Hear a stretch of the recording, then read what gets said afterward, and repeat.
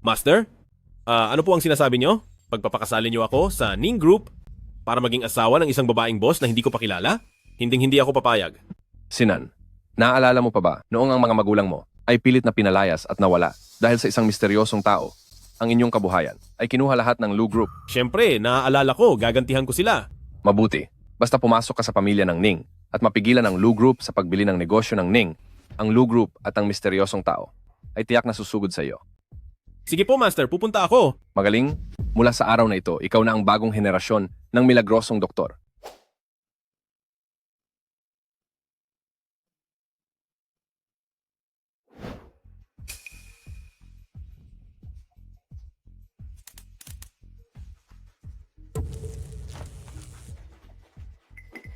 Seryoso ba ito? Pagkapasok ko pa lang sa lungsod, may modus na agad.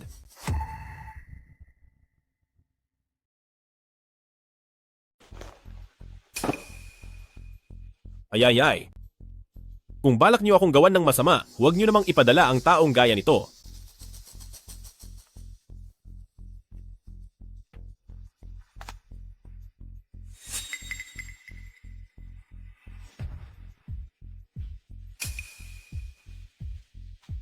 Hoy, sino ka ba? Paano mo? Paano kung hindi ako natumba sa ginamit mong stun gun? Ako si Chen Zinan, ang sikat na manggagamot sa panahon ngayon. Kamay na nagpapagaling sa lahat ng sakit. At tanging ako ang pinakamagaling? Masyado kang bata. Imposible yan. Nasa sa iyo kung hindi ka maniniwala. Hoy bata, wala naman tayong atraso sa isa't isa. Bakit mo ba ako kinukuryente? Dahil ang papakasalan mo ay sining siruo, kaya may atraso ka sa akin. Anong klaseng atraso? Inagaw mo ang mapapangasawa ko. Agawin man siya ng iba, magbabayad siya. President Mu, anong nangyari sa inyo?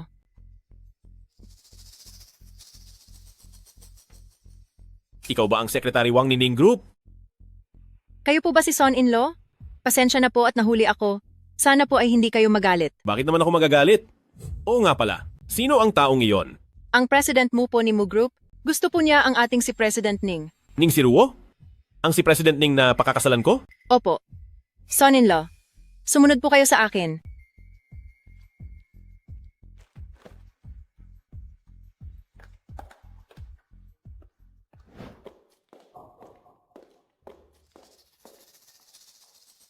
Busy pa po si President Ning. Darating din po siya agad. Maghintay lang po kayo ng kaunti. Hoy, Secretary Wang! Sabihin mo nga, anong klaseng babae ba ang asawa ko? Ano po? Maraming mayayamang lalaki ang humahanga at nanliligaw kay President Ning. Malalaman niyo po kapag nakita niyo na si President Ning. Dahil sikatang si President Ning, siguradong hindi niya gustong magpakasal sa isang tulad kong probinsyano. Hindi ko po sigurado iyan. Pero bago wala na ang grandma Ning ni President Ning, nag-iwan talaga siya ng mga pamana na nagsasabing dapat muna siyang magpakasal sa inyo ng 3 buwan bago makuha ang nasabing pamana. Hinihintay po ni President Ning ang pera ngayon para matulungan ang kumpanya sa problema nito. Naiintindihan ko.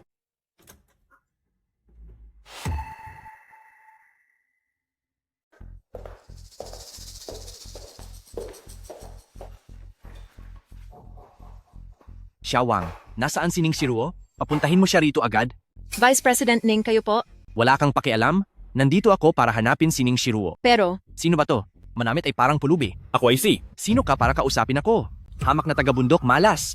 Nakakawalang gana ang mukha mo. Lumayas ka rito. Sa totoo lang, ako. Hay, ang masamang babaeng si Ning Siruo na to, nang maging CEO, kahit sino na lang ay hinahayaang pumasok sa Ning Family Wine? Secretary Wang, paalisin mo siya agad? Kundi ay itatapon ko siya palabas.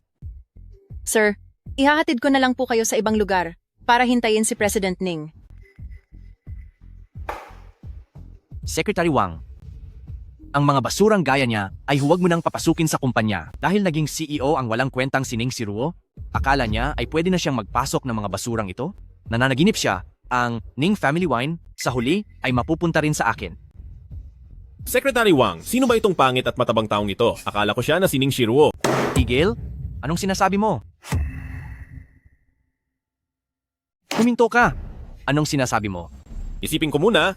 Ang pagkakatanda ko ay ang sinabi ko, itong pangit at matabang lalaki na ito. Walang hiya ka, parurusahan kita. Vice President Ning, siya. Hoy, sandali lang! Mayroon kang hitsura ng isang taong swerte at maganda ang hinaharap, hindi kaya isa kang napakaswerteng tao na bihirang makita? Marunong ka magbasa ng kapalaran? Oo, pero sayang naman. Anong sayang? May isang problema na nakakaapekto sa swerte mo sa pera, kaya hanggang ngayon ay, Anong problema? hindi ba't madalas kang magising sa gabi para umihi, hindi makatulog, at laging nananaginip, pinapawisan sa gabi, laging tuyo ang lalamunan, at lumalabo ang paningin? Paano mo nalaman ang lahat ng yan? Sa tradisyonal na panggagamot, tinitingnan ang kabuuan ng tao. Ibinatay ko lang sa mukha mo para malaman ang kalagayan ng iyong katawan. Sayang talaga ang swerte mo, yang sakit mo. Malubha ba yan? Seryosong bagay ito.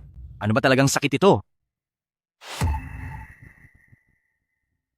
Tungkol naman po sa sakit nyo, mahina po ang katawan nyo? Pagdating sa aspetong iyon, palpak po kayo. Hayop ka, niloloko mo ba ako? Vice President Ning, siya ang piniling asawa ni Lola para maging son-in-law ni Boss Ning. Dumating lang siya ngayong araw. Son-in-law, siya ang pinsan sa malayo ni Boss Ning, ang vice-presidente ng kumpanya. Iyon pala ay ang walang kwentang lalaking nakikitira lang sa pamilya ng asawa. Pangalawang pinsan pala kayo, kaya naman pala wala kayong silbi. Anong sabi mo? Wala kang modo. Pangalawang kuya ako ni Ning Siruo. Ikaw na linta, duwag na walang kwenta, tatapusin kita. Vice President Ning, palamig po kayo ng ulo, pasensya na po. Kung gusto niyo pong makita si Boss Ning, igagawa ko po kayo ng appointment. Tumahimik ka. Sino ka ba sa akala mo? Para utusan ako. Puntahan mo si Ning Siruo at papuntahin mo siya rito agad. At ikaw na walang silbi? Ikaw ang mahina ang katawan. Ngayon, sisiguraduhin kong hindi ka makakalabas ng buhay sa gusaling ito. Naku, second brother-in-law. Huwag na po kayong magalit. Hindi ko po napagtanto na makapangyarihan pala kayo kung ano-ano lang po ang nasabi ko. Biro lang po iyon kanina. Sana po ay patawarin niyo na ako bilang nakakataas sa akin. Pagbigyan niyo na po ako. Pagbigyan ka, isa ka lang linta, lumuhod ka, at humingi ng tawad sa akin, at baka palagpasin ko pa ito. Luluhod po ba? Walang problema. Madali po akong kausap. Aray ko. Naku, muntik na ako roon. Muntik na ako matumba. Hayop ka, gusto mo na bang mawala? Pasensya na po, second brother-in-law. Talagang ang basurero at ang basura ay laging magkasama? Bagay na bagay talaga kayo ni Ning Siruo total. Marumi naman ang pagkatao niya. Marumi? Vice President Ning, Anong pinuputok ng butsi mo? Gusto mo rin bang masaktan? Sabihin mo na sa batang ito, wala naman itong sikreto. Yung mapapangasawa mong si Ning Siruo, kasabwat siya at may relasyon sa boss ng Lu Group, niloloko ka lang niya. Lu Group? Ang kaaway ko? sir, wag po kayong maniwala sa kaniya. Ang totoo po niyan. Anong pinag-uusapan nyo?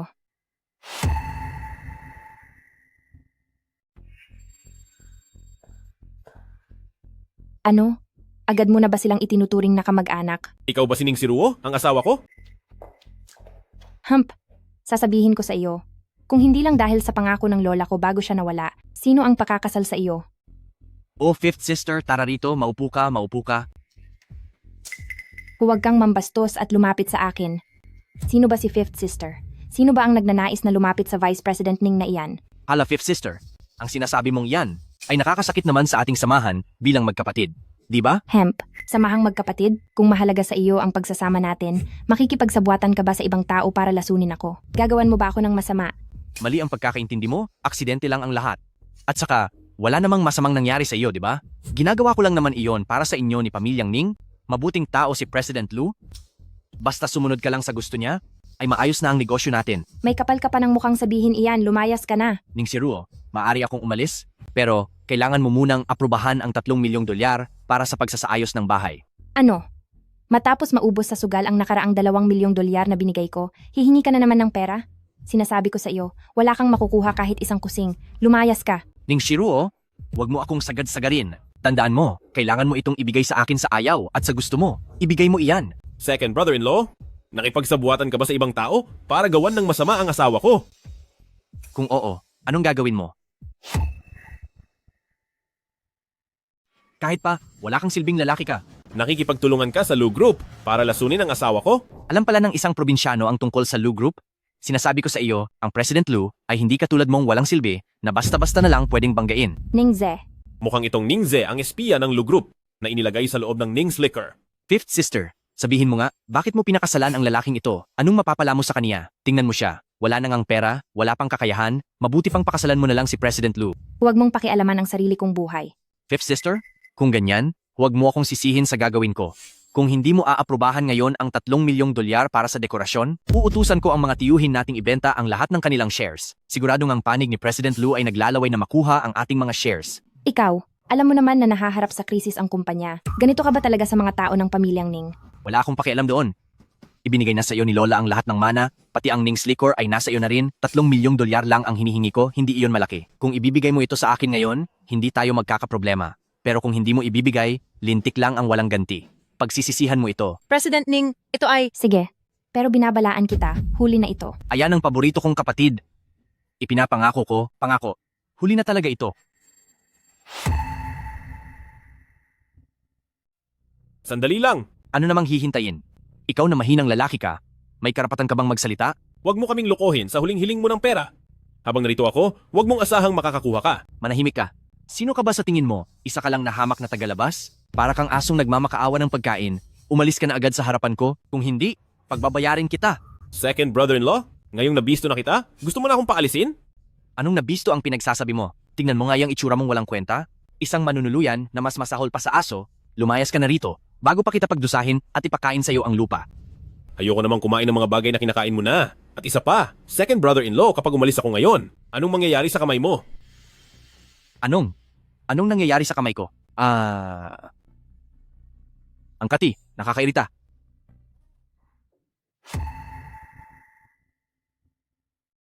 Anong nangyari sa'yo, second brother-in-law? Mabuti naman at ikaw pala ang nandyan, tatapusin kita. Ay, second brother-in-law. Bakit ka tinamaan ng laso ng itim na gagamba? Kapag wala itong panlunas, mabubulok ng tuluyan iyang kanang kamay mo. Kahit pumunta ka pa sa ospital ngayon, kailangang putulin ang kamay mo. Hay! Mukhang magkukulang ng isang kamay si second brother-in-law sa pagpunta sa kasal ko. Walang hiya ka. Ano ang nangyayari dito? Ako, si Ming Yishian, ang galing kong magligtas ng buhay, pero magaling din ako pagdating sa pagpaparusa. Wisit na bata. Second brother-in-law, manggagawa ka pa ba ng masama sa iba? Alam mo na ang pakiramdam ng nasasaktan, mahirap, di ba? Uulitin mo pa ba ang pananakit sa iba? Hindi kita mapapatawad. Ay, sasaktan daw ako ni second brother-in-law, takot na ako. Parang awa mo na. Bigyan mo ako ng panlunas. Hindi ko na kaya ang kati. Second brother-in-law, hindi ba't kakasabi mo lang napapahirapan mo ako? Dapat ba akong lumuhod para patawarin mo? Hindi ko na po kaya. Luluhod ako. Kahit ano gagawin ko, patawarin mo lang ako. Shiruo, pakisuyo naman sa asawa mo. Pakiusapan mo siya. Hindi ko na kayang tiisin ito. Second brother-in-law, ano ang pakiramdam mo ngayon? Yung taong iyon. Kahit papaano ay pangalawang kuya ko siya, ibigay mo na sa kanya ang lunas. Yung taong iyon? Hindi ba dapat asawa ang itawag mo sa akin? Hindi pa tayo kasal, kaya hindi pa iyon bilang. Ay naku Tihiya, anong oras na ba? Mamaya na kayo maglambingan? Pakisabi na rito sa ginoong ito na ibigay na ang lunas sa akin. Pero paano na yung 3 milyong dolyar? Ayoko na noon. Ayoko na talaga. Hindi sa ayaw mo na, kundi na ibigay na namin iyon sa iyo. Kapag lumipas pa ang sandali, ako na asawa ng kapatid mo ay wala na ring magagawa. Opo, tama ka. Binigay nyo na sa akin. Binigay nyo na. Eh, paano naman yung tungkol sa pagpapatayo ng bahay? Ako? Ako na ang bahala doon? Ako na mismo ang mag-aasikaso.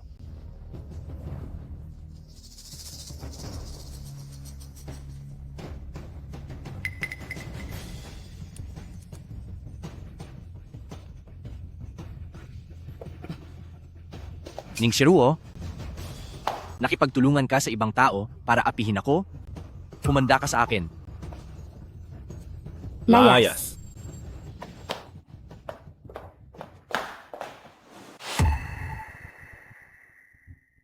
Hoy, may utang ka sa aking 3 milyong dolyar? Anong 3 milyon? Haharap siya para pilitin sina uncle at ang ika-4 na tiyuhin na ibenta ang kanilang mga share. Anong gagawin natin? Sinabi ko bang makialam ka? Napakalaking gulo ng dinala mo sa akin. Bakit ka nagmamadali? Kahit hindi ko pa masyadong kabisado ang tungkol sa inyo sa Ning Group, naiintindihan ko na ang lahat. Nagawa kanyang lasunin at nagawa pang pumunta rito para lantarang humingi ng pera. Patunay lang ito na gusto kanyang pabagsakin. Kung hindi mo siya tuturuan ng leksyon ngayon, sa susunod, tatapakan lang niya ang pagkatao mo? Magtitiis ka pa rin ba? Wala kang alam sa hirap na dinaranas ko. Tama po iyon, sir. Si President Ning ay. Huwag kang mag-alala dahil tinanggap ko ang utos ng aking guro. Napakasalan ka, pananagutan ko ang lahat para sa iyo. Sinasabi ko sa iyo, hindi tayo kailanman magkakasundo. Sa testamento ni Lola, ang nakasaad lang ay kailangan mo akong pakasalan, pero wala itong sinabing kailangang makasama kita habang buhay. Kapag nakuha ko na ang mana ni Lola at naayos na ang mga problema sa kumpanya, kailangang makipagdiborsyo ka sa akin, tapos umalis ka na rito. Napakadamot mo naman. President Ning, gusto niyo po bang isama ko muna si sir? Mr. Chen, bumili muna tayo ng mga bagong damit po. Sige na, para hindi ka nakakahiya. Nakakahiya ba ang mga damit ko? Son-in-law, wag niyo nang intindihin si President Ning. Kahit pa hindi niya aminin na asawa kayo, siguradong sa loob-loob niya, masaya siyang pinarusahan niyo si Vice President Ning. Alam ko, matigas lang talaga ang pananalita ng batang iyan, pero mabait ang puso. Mula nang pumanaw ang mga magulang ni President Ning, siya na ang mag-isang nagpapatakbo ng kumpanya. Ang ibang mga tao sa pamilyang Ning ay hindi biro at mahirap pakisamahan. Kung hindi lang dahil sa pagtitiis ni President Ning sa loob ng maraming taon, siguradong matagal nang bumagsak ang kumpanyang ito. Alam ko po. Nga pala, son-in-law, bago pumanaw si Old Mrs. Ning, bakit niya itinakda na kailangan munang maikasal sa inyo bago mailipat ang mana kay President Ning? Hindi ko rin po alam. Mukhang kilala ng guro ko si Old Mrs. Ning. Siguro ay kaming dalawa ang pinagplanuhan nila.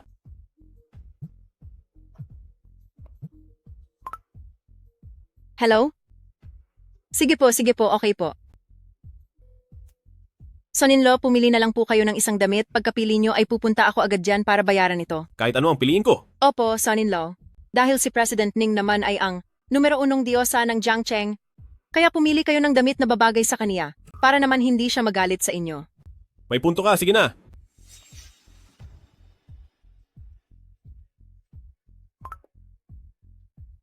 I-livestream ang pagpapahiya sa asawa ng presidente ng pamilyang Ning at siguradong babagsak ang presyo ng stocks ng Ning's Liquor. Opo.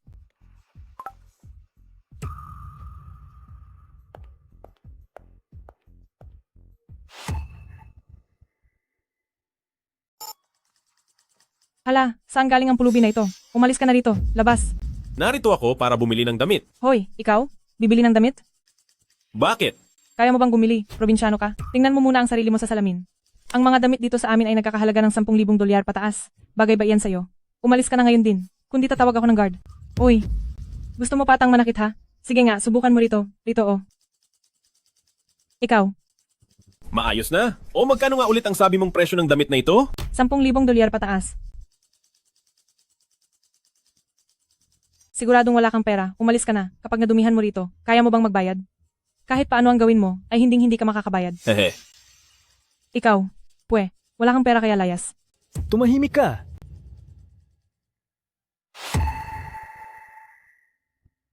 Tumahimik ka. Ikaw na bata ka. Anong nangyayari rito? Bakit mo bastos na kinakausap ang mga bisita? Sino namang matanda ang nakikialam dito? Kung walang pambili ng damit, lumayas na kayo. Kung wala kang magawa sa buhay, doon ka sa kalye mambastos ng mga matatanda. Huwag mo akong guluhin, bata pa ako. Wala ka ba talagang hiya? Ikaw. Ayos lang po, Lolo. Wala rin naman akong planong bumili ng mga damit na yan. Ang dami mong sinasabi, isa ka lang namang pulubi. Kung hindi mo kaya, huwag kang pilit. Bakit ka pumunta rito kung wala ka namang pera? Tingin ko, gusto mo lang akong bastusin. Isama mo na iyang matandang bastos at lumayas na kayo. Ako ang manugang ng pamilyang Ning at ang asawa ko ang pinakamagandang babae sa Jiangcheng. Sa tingin mo babastusin kita? Asawa mo ang pinakamagandang babae sa Jiangcheng? Kadiri, sinong matandang babae ang nawala sa huwisyo para gawin kang gigolo? Tingnan mo nga ang sarili mo, wala kang silbi, at gusto mo pang umasa sa babae. Bumalik ka na lang sa sinapupunan ng nanay mo. Mahirap na nga, pangit pa, lumayas ka na rito. Ikaw na batang babae ka. Bakit ganyan kasama ang ugali mo? Tama siya. Bakit napakasama mo? Xiao Zhang, anong ginagawa mo rito?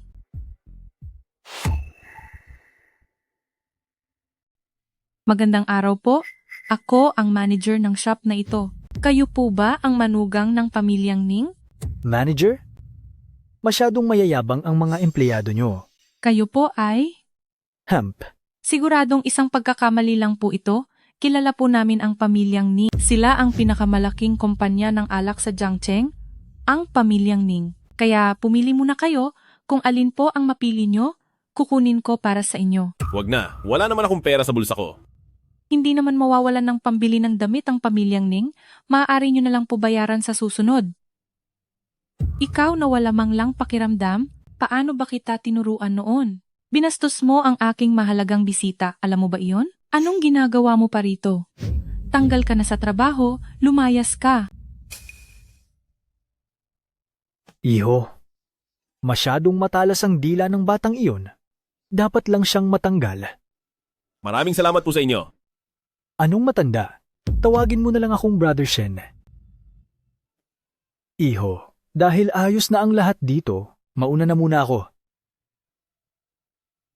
Kailangan niyo pong bumili ng ilang damit ngayon. Kung hindi, ay hindi ko na alam kung paano ako magpapaliwanag. Sige na nga, piliin mo para sa akin ang pinakamahal na pinakamahal. Subukan niyo po ito. Sige, pakiimpake na itong suot ko ngayon. Sige po, ako na po mismo ang mag-iimpake niyan para sa inyo.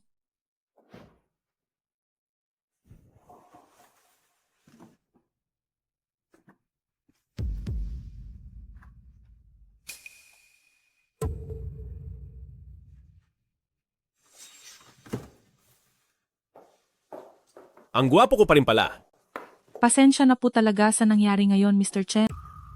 Wala yon, papupuntahin ko na lang dito ang magbabayad mamaya. Sige po, ingat po kayo. Sir, sandali lang po. Kinuha mo ba ang cellphone ko? Kaming dalawa lang ang nandito sa loob ng tindahan kanina, nawawala ang phone ko, at sigurado akong kinuha mo iyon. Anong sinasabi mo? Bakit ko naman kukunin ang phone mo? Sino pa ba ang kukuha, kundi ikaw? Hindi ba sinabi ko na sa'yo kung sino ako? Bakit porke asawa ka lang sa pamilya ng Ning's Liquor, kukuha ka na ng damit nang hindi nagbabayad at magnanakaw pa ng phone? Uulitin ko sa'yo, hindi ko kinuha ang phone mo. Asawa lang pala siya sa pamilya ng misis niya. Sa hitsura mo pa lang na parang magnanakaw, siguradong kinuha mo iyon. Ilabas mo na iyan. Kung hindi ay tatawag ako ng pulis. Tungkol naman sa pagnanakaw, malaki ang posibilidad na siya nga ang gumawa noon. Napakawalang hiya niya. Sige, tingnan mo kung gusto mo.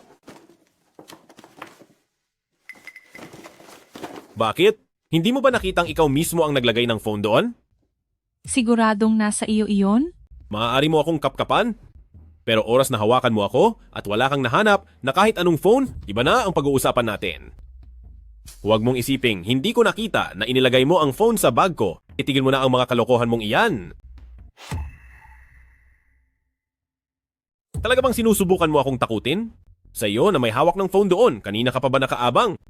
Gusto mo akong galitin dito sa loob ng shop nung hindi gumana? Babaliktarin mo naman ako? Bakit? Gusto mo bang ang presyo ng stock ng Ning's Liquor ay biglang bumagsak? Anong? Tauhan ka ng Lu Group. May mga martial arts experts ang grupo ninyo.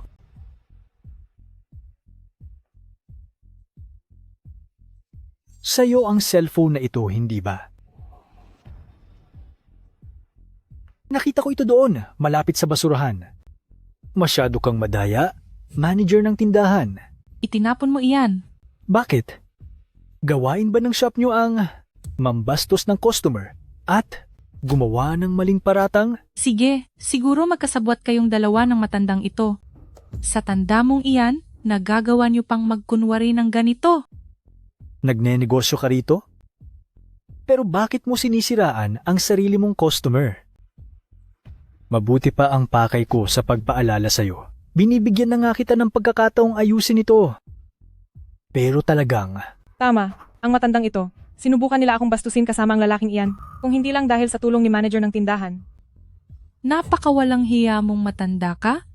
Kasama pa ang manugang ng pamilyang Ning? Nagawa niyo pa ang ganitong klasing bagay? Tulungan niyo po kaming lahat dito. Anong? Bastos ka? Huy, matanda, nagpapanggap ka pa para makapera ah. Sinasabi ko sa'yo, wag mo akong subukang sisihin. Tumahimik ka!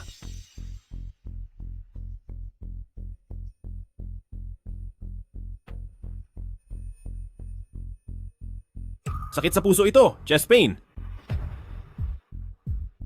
Mukhang hindi nagbibiro ang matandang ito. Tumawag na kayo sa 911. Ang galing talagang umarte ah. Sinasabi ko sa inyo, may CCTV dito, kaya wag niyo akong idadamay sa kalokohan niyo. Kung titingnan ang CCTV, hindi ka ba natatakot na mabisto ang ginawa mong pagtago sa cellphone? Ikaw? Maging saksi kayong lahat. Ang 2 taong ito, pumunta rito para magnakaw at magdrama, wala akong kinalaman dyan. Totoo yan. Itong lalaking ito na palamunin lang ay tinusok ng karayom ang matanda. Kung may mangyari man sa matandang ito ang may kasalanan. Na-record ko ang lahat. Kapag napahamak ang matandang ito, sisiguraduhin kong mabubulok kayo sa kulungan. Ganoon pala ang nangyari. Sinadya niyang ilagay ang cellphone Ang sama ng ugali ng dalawang empleyadong ito. Son-in-law, anong nangyayari dito? Elder Shen.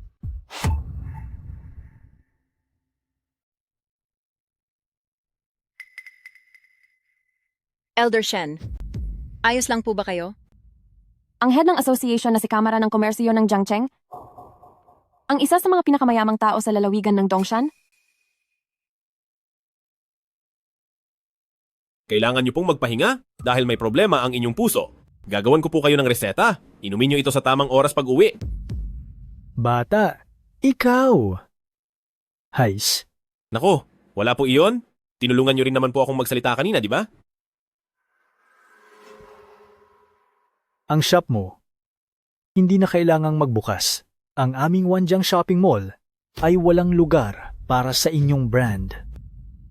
Napakawalang hiya naman ng manager na ito. Buti na lang at nailigtas ang matanda. Nakita rin namin ang panggigipit na ginawa nila.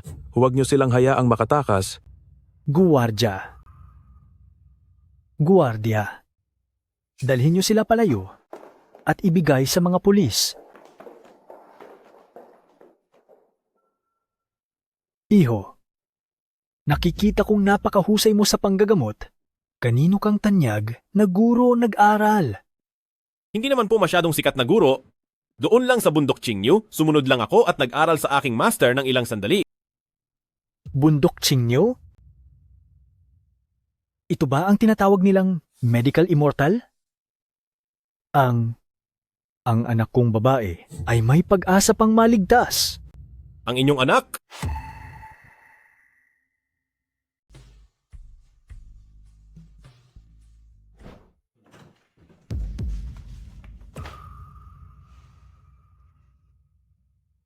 Bakit? Kararating mo lang sa Jiangcheng. Nanggulo ka na agad. Anong gulo? May nag-livestream po sa inyo noong nangyari sa mall kahapon, dahilan para bumagsak ang presyo ng stocks. Pero mabuti na lang at naglinaw ang President Shen pagkatapos, kaya muling tumaas ang halaga nito. President Ning, sorry po, kasalanan ko po dahil hindi ko nabantayan ng maayos si Sir. Hindi mo kasalanan. Sabi sa inyo wala naman talagang nangyaring masama sa huli. Walang nangyari? Dahil sa wala lang, pumunta ka na sa mga malaswang lugar at hindi na bumalik para magpakasaya. Nagpakasaya? Sinasabi ko sa'yo, habang hindi pa nagkakabisa ang testamento, mag-ingat ka sa mga ikikilos mo. Ayusin mo ang ugali mo ngayon din. Dahil ba hindi ako umuwi kagabi? Nagseselos ka na? Nagseselos? Bakit naman ako magseselos? Ano bang tingin mo sa ningsiruo mo? Asawa ko. Teka, anong klaseng malaswang lugar ba yon? Alam mo na yan sa sarili mo.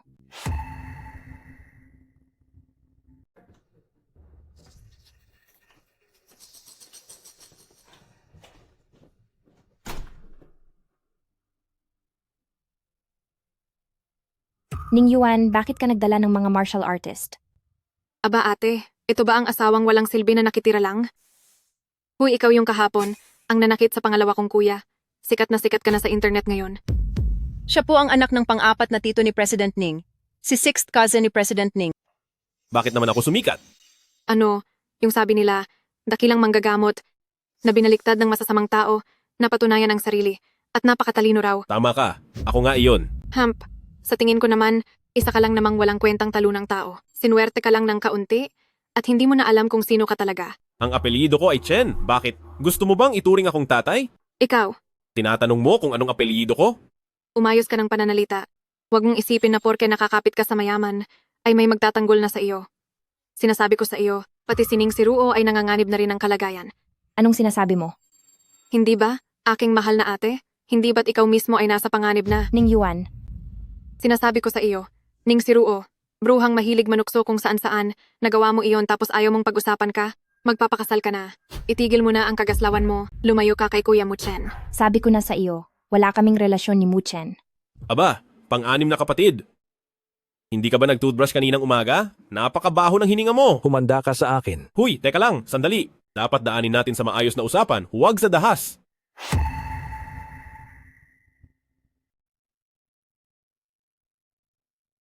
Bakit ka natatakot, Bayaw? Huwag kang mag-alala, hindi ko tatapusin ang mahirap mong buhay dahil may pakinabang ka pa dahil kung hindi ang mana ni Lola, paano ito mapupunta kay ate? Ning Yuan, huwag mong pangarapin ang manang iyan. Ang perang iyon ay gagamitin ko para sa kumpanya. Sa tingin ko ay wala ka nang magagawa roon, di ba? Ay, nakalimutan kong sabihin sa iyo. Ang tatay ko at si Tito ay binigyan na kami ni Kuya Ningze ng kapangyarihan para ang mga shares ng kumpanya ay ibenta na kay Lu Group. Anong sinabi mo? Bakit, Ningsiruo? Tingnan mo ang sarili mo. Noong nakaraang quarter, ang kumpanya ay pinabayaan mo kung anong mangyari. Nakalugi ka ng 30 milyong dolyar. Alam mo ba kung gaano kalaki ang nawala sa aming mga kita? Kaya alinman sa punan mo ang 30 milyong dolyar na pagkalugi o magbitiw ka sa trabaho. Magbibitiw? Dahil ba sa nangyari kay Muchen, gagawin mo talaga ang lahat ng ito? Huwag mong banggitin sa akin si Kuya Muchen. Bakit? Gusto mo bang manatili sa kumpanya hanggang sa tuluyan mo na itong mapabagsak? Ikaw, At isa pa, tingnan mo ang pinakasalanmang duwag. Nakakita lang ng martial artist ay naihina sa pantalon. Ate, ang mana ni Lola ay masasayang lang sa iyo? Aasa ba ang pamilyang Ning sa iyo? O aasa doon sa walang silbing lalaking pinakasalan mo? sabihin mo kay Tito at kay Tito 4, iyang 30 milyong dolyar na pagkalugi ay iimbestigahan ko at babayaran. Tingin ko ay hindi na iyan kailangan. Kapag napalayas ka na bilang presidente ng kumpanya, pamilyang Lu ay magbibigay sa iyo, pati na sa duwag mong asawa, ng kaunting pera. Mas mabuti pang magpakasal ka na lang kay President Lu kaysa sumama ka pa sa walang kwentang iyan. May kinalaman din siya kay Lu Group? May kinalaman kaya ang martial artist doon sa misteryosong tao? Magaling ang sinabing ito ni pang-anim na kapatid. Anong sinasabi mo? Sinasabi ko na ang galing ng sinabi ni pang-anim na kapatid? Hay nako ate, tingnan mo ang dukha mong asawa. Dahil lang sa pera, handa na siyang iwan pati ang sarili niyang asawa. Hay, huwag kang mag-alala. Basta't sumama ka kay President Lu, mananatili kang CEO, at itong pulubing ito naman ay makakatanggap ng pera. Di ba ang galing? Pang-anim na kapatid, sa tingin ko ay nagkakamali ka. Ang tinutukoy ko ay yung sinabi mong mas mabuting magpakasal sa matanda kaysa sa akin na tama ang pagkakasabi mo.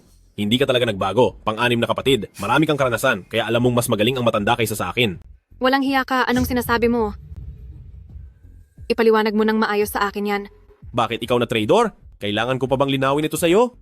Huwag mong isiping porke nakahanap ka ng mandirigma, ay matatakot mo na ang asawa ko? At sasabihing mas mabuting magpakasal kay President Lu. Paano mo nalaman na mabuti siya? Nakasama mo na ba siya? Halika kayo rito, busalan niyo ang bibig ng walang hiyang ito. Tumakbo ka na, loko-loko ka talaga.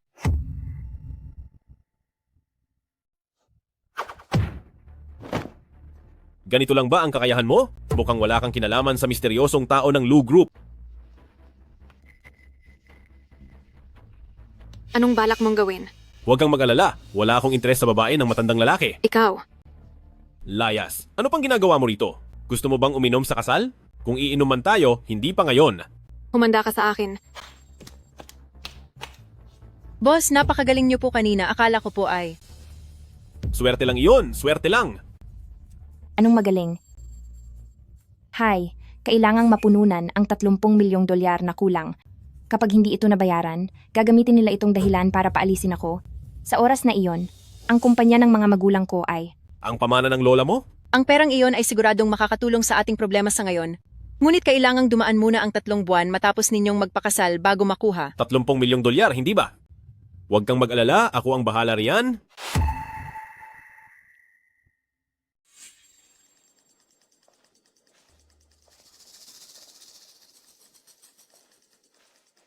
Ay, Brother Chen, sa wakas ay dumating ka rin. Huwag po kayong mag-alala, Old Shen.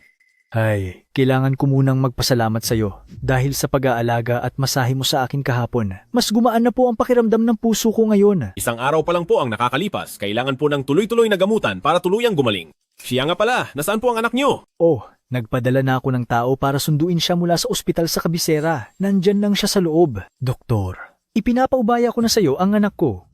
Teka po, ano po ba ang nangyari sa anak niyo? Noong nakaraang buwan, nasangkot siya sa isang malubhang aksidente sa kalsada. Sabi ng mga doktor ay baka hindi na siya magising pa. Nag-iisa ko lang siyang anak. Hinanap ko na ang lahat ng mga doktor sa buong bansa. Pero lahat sila ay nagsabing wala na itong lunas. Brother Chen, kung magagawa mo lang na iligtas ang anak ko, kahit ibigay ko pa ang lahat ng yaman ko, ay gagawin ko! Huminahon po kayo? Huwag po kayong masyadong magmadali, Old Shen. Puntahan muna natin ang anak niyo. Sige, sige po. Old Shen, teka lang.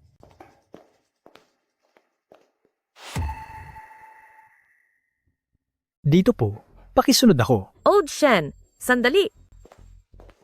Napakahusay mo talaga, Old Shen. Palihim mong sinundo ang anak natin mula sa probinsya. Kung hindi pa ako pinaalalahanan ni Lu Group at President Lu, hindi ko malalaman na pababayaan mo lang ang anak natin. Ano bang alam mo? Magaling sa medisina ang batang ito. Sadya ko siyang kinuha para gamutin ang anak natin. Anong klaseng medisina ang sinasabi mo? Isa lang siyang batang wala pang muwang.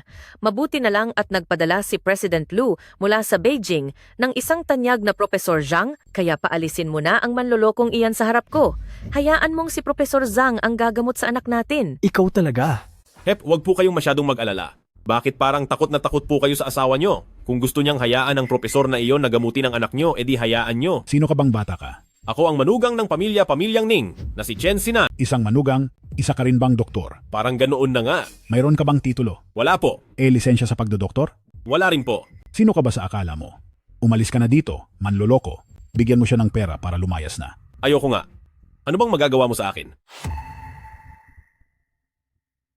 May tamang paraan para kumita ng pera. Mata nyo ay bata pa. Gumawa ka ng matino, huwag kang magpakamanloloko para lang makakuha ng pera kung saan-saan. Kapag nakasakit ka ng iba, hindi maganda ang sasapitin mo sa loob ng rehas. Bakit? Nameste na ba si Professor Zhang ng mga tao? Nakulong na rin ba siya? At alam kung anong lasa sa loob? Maayos ang payo ko sa iyo. Masyadong mayabang ang katulad mo. Sumunod ka lang sa hamak na doktor at naghukay ng mga damong gamot ng ilang araw. Akala mo ba ay makakapagligtas ka na ng buhay? Hamak na doktor? Si Professor Zhang ay ang direktor ng ospital sa Medical College. Sigurado ka bang sa isang hamak na doktor ka lang natuto? Umalis ka na para hindi ka na mapahiya. Sino kaya ang talagang mapapahiya? Hayop ka, Old Shen. Tingnan mo ang dinala mong manloloko para mo na ring inilagay ang buhay naming mag-ina sa malaking panganib. Mrs. Shen, puntahan muna natin ang iyong anak. Sige, tama ang sabi ni Professor Zhang. Ayos lang, susunod na lang tayo kay Professor Zhang upang tingnan at matuto. Pasensya ka na sa nangyayari, bata. Ikaw naman loloko ka. Huwag kang masyadong maingay riyan, baka maabala mo si Professor Zhang at huwag mong asahan. Nahahayaan kitang humipo sa anak ko. Walang problema, Mrs. Shen. Susuriin ko muna ang inyong anak bago ko simulan ang paglalagay ng mga karayom. Huwag po kayong mag-alala. Ipinadala ako ni President Lu, kaya hindi ko po bibiguin ang inyong mga inaasahan. Walang problema, Professor Zhang. Gawin niyo po ang lahat para gumaling ang aking anak at kung sino man ang magtangkang mang-istorbo rito ay hinding-hindi ko mapapatawad.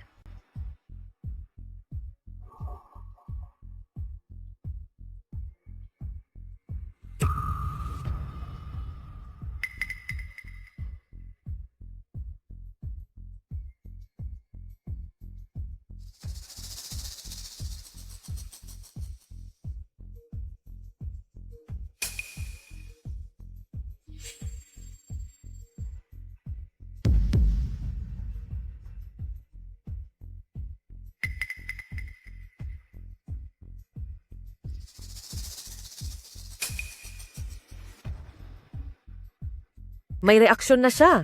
Maililigtas na ang anak ko. Kung gusto mong mawala siya, ituloy mo ang pagtusok ng karayom.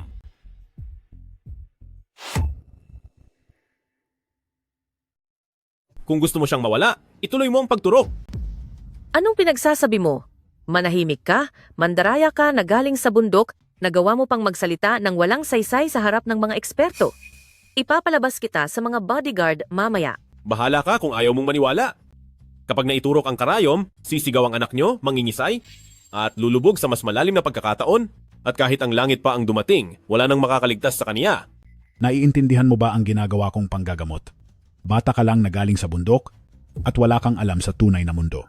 Hindi ba 8 karayom ng pagliligtas lang iyan? Noong 6 na taong gulang pa lang ako, ginagawa ko na iyan sa mga manok sa bundok. Anong espesyal doon? Nagagawa mo pang magbiro rito. Bodyguard! Bodyguard! Wag! Wag! Brother Shen, hindi ko po kayo kayang pagsilbihan. Aalis na ako.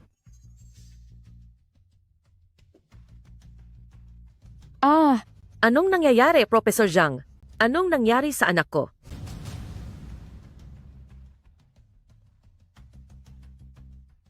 Sa totoo lang po, ang ginamit kong paraan ay ang 8 karayom ng pagliligtas. Ang mga sintomas na ito ay parang gaya ng sinabi ng batang iyon. Bilisan nyo. Tawagin nyo siya pabalik. Brother Chen. Aba, gaya nga ng sinabi nyo. Nang maipasok na ang karayom, ay nanghina na ang anak ko. Bakit ka pa nakatayo dyan? Bilis, sagipin mo ang anak ko. Hindi ba pera lang ang gusto mo? Magkano ang kailangan mo? 100 milyon o 200 milyong dolyar ibibigay ko sa'yo. Sagipin mo lang ang anak ko. Kapag may nangyaring hindi maganda sa kanya, pagbabayarin kita. Bakit mo tinatakot? Ang hamak na manggagamot na ito. Madali akong matakot. Ikaw. Bakit? Hindi ba't sinabi mong huwag kong hahawakan ang mahal mong anak? Ako. Ano bang pinagsasabi mo? Uuwi na ako para kumuha ng mga halamang gamot. Sandali, Brother Chen. Importante ang buhay ng tao para na lang sa katahimikan natin. Alang-alang sa akin, huwag ka nang magalit sa kanya. Tungkol dito, patawad kaming mag-asawa sa nagawa namin. Siya lang ang kaisa-isa kong anak. Luhuluhod ako sa harap mo. Opo, dakilang manggagamot. Mali po ang nagawa ko. Parang awa nyo na. Tulungan nyo ang anak ko. Huwag ka nang lumuhod. At tungkol naman sa awa, pasensya na pero hindi. Brother Chen, ikaw ang alagad ng dating dakilang manggagamot, kaya ikaw ang dakilang manggagamot ng henerasyong ito. Siguradong may paraan ka para mailigtas ang anak ko. Kasalanan mo itong matanda ka, sinaktan mo ang loob ng dakilang manggagamot. Opo, tama po kayo. Dakilang manggagamot, patawarin niyo po ako sa aking mga pagkakamali, pakiusap po, iligtas niyo ang anak ko. Hindi naman imposible ang pagtulong sa kanya. Kung ganoon po, halina kayo. Huwag kayong magkakamali, may kondisyon ako. Magkano po ba ang kailangan niyo? Basta po mailigtas niyo ang anak ko at magising siya, kahit gaano pa kalaki ang hilingin niyo, gagawa ng paraan ng asawa ko para maibigay iyon. Manahimik ka na lang kung wala kang magandang sasabihin. Siya ay alagad ng dakilang manggagamot. Sa tingin mo ba ay mahuhumaling siya sa mga material na bagay? Ang mga alagad ng dakilang manggagamot ay mga kagalang-galang na tao. Sila'y tumutulong sa kapwa at tapat na mga tao. Sandali, teka muna, Brother Shen. Parang nagkakahiyaan yata tayo? Bata pa ako at hindi naman ako isang santo. Anong ibig sabihin ni Brother Chen? Alam niyo naman na may asawa na ako at may problemang dumating sa pamilya namin kamakailan. Hindi naman masyadong malaki ang hihilingin ko, bale. Kahit 3 bilyong dolyar ay ibibigay namin. Mailigtas lang ang anak ko. Anong 3 bilyong dolyar? 30 milyong dolyar lang at ituturing ko itong utang. Ano? 30 milyong dolyar lang at utang pa? Parang kinakantsawan mo naman ako niyan.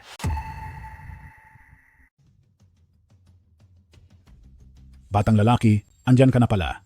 Tingnan mo ito. Ito.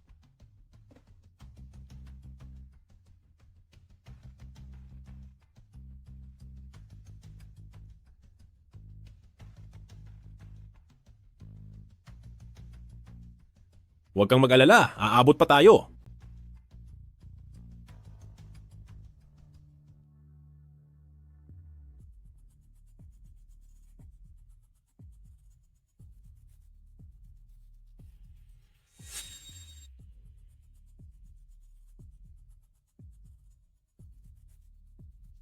President Shen, saan mo nahanap ang binatang ito? Ang gamit niya ay ang matagal nang nawawalang 13 life-restoring needles. Pagbabalik ng buhay? Kahit itinakda na ang katapusan mo, ibabalik kita mula sa bingit nito. Dalubhasa, ang anak ko po. Tapos na ang acupuncture. Mamaya ay bibigyan ko siya ng reseta. Babalik ako ulit bukas sa tamang pag-aalaga. Magigising din siya. Salamat naman, salamat.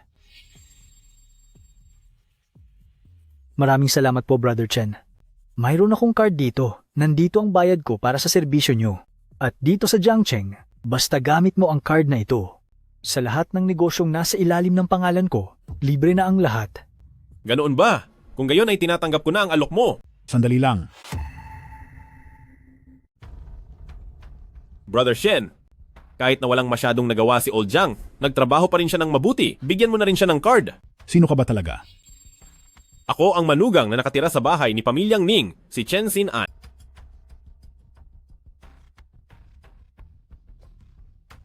Kanino ka natuto ng medisina? Sa isang hamak na doktor lang. Paano na ituro ng isang hamak na doktor ang matagal nang nawawalang 13 life-restoring needles? Noong 10 taong gulang pa lang ako, may natutunan na akong ilang teknik. 10 taong gulang? Matagal nang nawala ang teknik na ito. Taga saan ka? Taga Bundok Qingniu po. Bundok Qingniu? Ikaw ba ang disipulo ng immortal na doktor? Opo, totoo yan. Ako nga po ang magaling na disipulo ng hamak na doktor na iyon. Siya ang ninuno ng pamanang tradisyonal na medisina at ang disipulo ng ika-137 henerasyon ng immortal na doktor. Ibig sabihin, kayo ang ika-138. Ha? Anong 8? Bakit niyo po ako sinusumpa, Professor Zhang? Immortal Dr. Chen, wag mo na rin akong tawaging profesor para kasing mas insulto pakinggan iyon. Hindi ko lang alam kung naghahanap ka ba ng disipulo. Anong disipulo? Baka naman pwedeng tanggapin niyo ako bilang disipulo niyo. Professor Zhang, bakit parang mas makapal pa ang mukha niyo kaysa sa akin? Oo nga pala. Sinabi niyo noon na yung President Lu na iyon ang nagpadala sa inyo rito. Oo, sinabi sa akin ng President Lu na iyon na.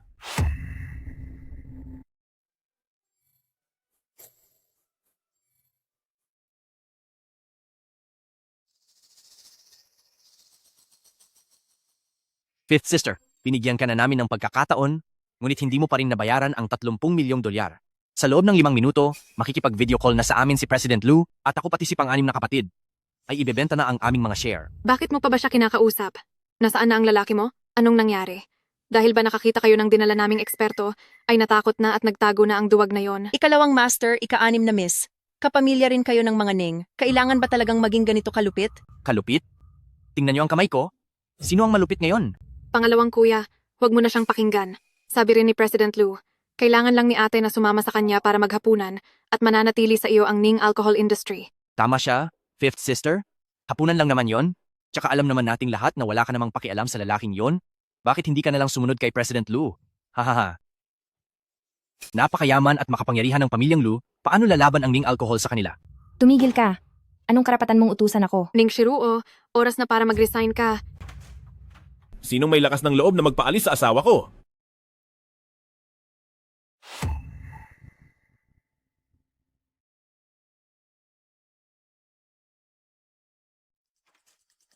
Sinong nangangahas na paalisin ng asawa ko sa trabaho? Kahit pa isa siyang sinaunang mandirigma, siguradong hindi siya ang taong iyon. Hoy, tanda! Ikaw ba talaga ang kaisa-isang sinaunang mandirigma dito sa Lu Group? Alam mong isa siyang mandirigma pero nagawa mo pang pumunta dito? Anong ginagawa mo rito? Secretary Wang, pakidala na siya pauwi bilis. Andito ang asawa ko, kaya saan pa ba ako pupunta? Walang hiya ka. Huwag mong isipin na porke alam mo ang mga simpleng galaw na iyan ay maaari ka nang magmalaki dito sa Ning's Liquor. Espesyal na kumuha ang President Lu ng sinaunang mandirigma. Ngayon, ikaw at ang Ning Shiruo, pareho kayong malalagot. Sandali, huwag kang magmadali. Pag-usapan muna natin ang mahahalagang bagay. Maupo muna kayo. Tama siya. Tapusin muna nating lahat ang pagpupulong ng mga shareholders. Sige ba, pag-usapan na natin ng malinaw ang tungkol sa pagbibitiw at ang usapin sa mga shares. Ngayon, alinman sa magbitiw ka sa trabaho o sumunod ka na lang sa President Lu, pumili ka. Secretary Wang, may asong tumatahol dito. Chen, sino ang pinagmumura mo? Hayaan mong mag-isip ako. Ikaw. At ang taong ito sa tabi ko, na parang hangal na baboy na may benda. Pati na rin sina. Panganay na uncle at ika-4 na uncle na nagtatago sa likuran nyo. Pinagsasabihan ko kayo dahil ang ingay nyo. Bakit? May mali ba sa sinabi ko? Nung marami pa kayong pera, ang lapad na mga ngiti nyo na parang mga bulaklak. Ngayong may problema na ang kumpanya, nandito kayo para manggulo at bawiin ang share nyo. At balak nyo pang ibenta ang asawa ko sa matatanda para lang sa pera. Bakit hindi na lang kayo ang pumunta? Isama nyo sina panganay na uncle at ika-4 na uncle doon. Gusto rin naman namin, pero hindi kami kasing ganda ng ika-5 ate. Siya ang napili nila dahil siya ang pinakamaganda. Kaya naman pala alam mong pangit ka. Manahimik ka. Ginoong Liu. Hoy, maupo ka lang. Maupo ka. Seryosong usapan ito. Hoy, Ning Shiruo. Sa ginagawa mong gulo, sinasabi ko sa'yo, hindi ka makakalusot. Ngayon, alinman sa magbayad ka ng 30 milyong dolyar, o umalis ka na sa trabaho mo.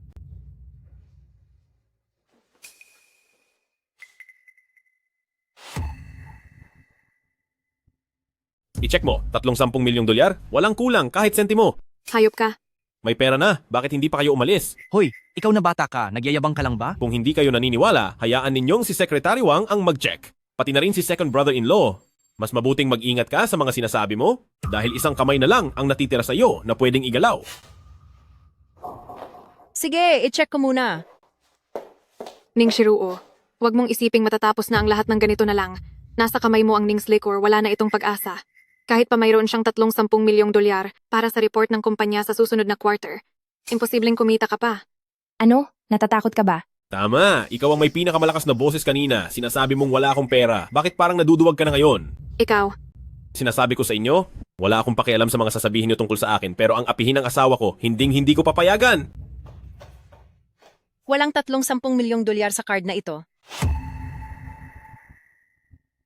Walang 30 milyong dolyar sa card na ito. Sabi ko na nga ba, nagyayabang lang ang lalaking ito at hindi pa kayo naniwala? tama na yan si Ruo. Dapat ka nang magbitiw sa trabaho simula sa araw na ito. May 50 milyong dolyar sa card na ito. Ano? Hindi ito posible. Saan naman siya kukuha ng ganun kalaking pera? Oo nga, saan galing ang lahat ng perang iyan? Bakit dinagdagan ni Old Shen ng 20 milyong dolyar? Nitong mga nakaraang araw kasi, ay naging abala ako sa pagtatrabaho. Kaya pala hindi ka naghahanap ng ibang babae. Ibang babae? Ang akala mo ba ay nagpunta ako sa mga bar at club? Nagselos ka ba? Sinong nagselos? Ning si Ruo, huwag mong isiping ayos na ang lahat dahil lang dito. Sa susunod na quarter, kapag nalugi pa rin ang negosyo, kailangan mo pa ring magbitiw. Tingnan lang natin kung ang lalawigan ng lalaking ito ay makakakuha pa ng pera para sa'yo. Huwag mo nang ipag-alala iyon. Sa susunod na cocktail party, ay maglalabas kami ng bagong alak. Bagong alak? Gawa na ba talaga ito? Opo, bumalik kayo at sabihin sa panganay at sa pang-apat na tiyuhin na ako si Ning si Ruo, aalagaan ko ng mabuti ang pamilyang Ning at ang Ning's Liquor at sabihin mo sa kanila na huwag mag-alala. Ning si Ruo, huwag kang masyadong mayabang. Just. Magkano ba ang nakuha mo sa pamilyang Lu? At ayaw na ayaw mong makitang maayos ang pamilyang Ning. Kalokohan. Oh? Kalokohan?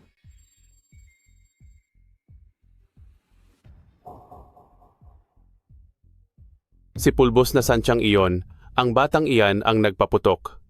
Huwag kang mag-alala. Hindi ito nakakalason. Konting utot lang ang lalabas sa kanya. Ginoong Liu, bakit parang wala lang sa iyo? Mumurahing laro. Hindi tatalab sa akin iyan. Ang dumi mong lumaro. Naintindihan ko na. Hindi mo lang basta gusto ang mga suhol na iyan. Sadyang ikaw ay selos na selos sa asawa kong si ikalimang ate. Ikaw na hamak na taga-probinsya, anong sinasabi mo? Inimbestigahan ko na ang lahat.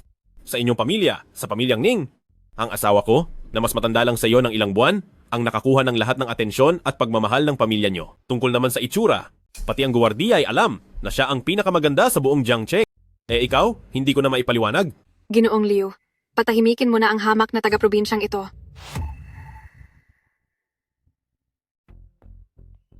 Bata, mahusay ka. Maaaring may talento ka sa negosyo, pero sa sining ng pakikipaglaban, wala kang binatbat. Matanda, negosyo kaming mga pamilya Ning, kaya huwag na po kayong makialam. Pasensya na, nangako ako kay President Lu, kung magagawa ang trabaho, hindi ko na kailangang kumilos. Pero paano kung hindi ito magtagumpay? Anong ibig mong sabihin? Minalas ka lang na ako ang nakatagpo mo. Natatakot tuloy ako. Huwag kang mag-alala, tatapusin ko lang ang galing mo sa pakikipaglaban. Sa pangangatawan mong yan, pagkatapos ng 3 hanggang 5 taon na pahinga, babalik din sa normal ang lahat. Hindi tayo sigurado kung sino sa atin ang mauunang matalo. Hoy, matanda. Mahiya ka naman? Huwag kang pumunta rito sa kumpanya para lang magkalat. Ganyan ka ba ba ang iyong mga paraan? Nagawa mo pa talaga iyan. Huwag mo akong sisihin. Pagbabayarin kita ng lubos.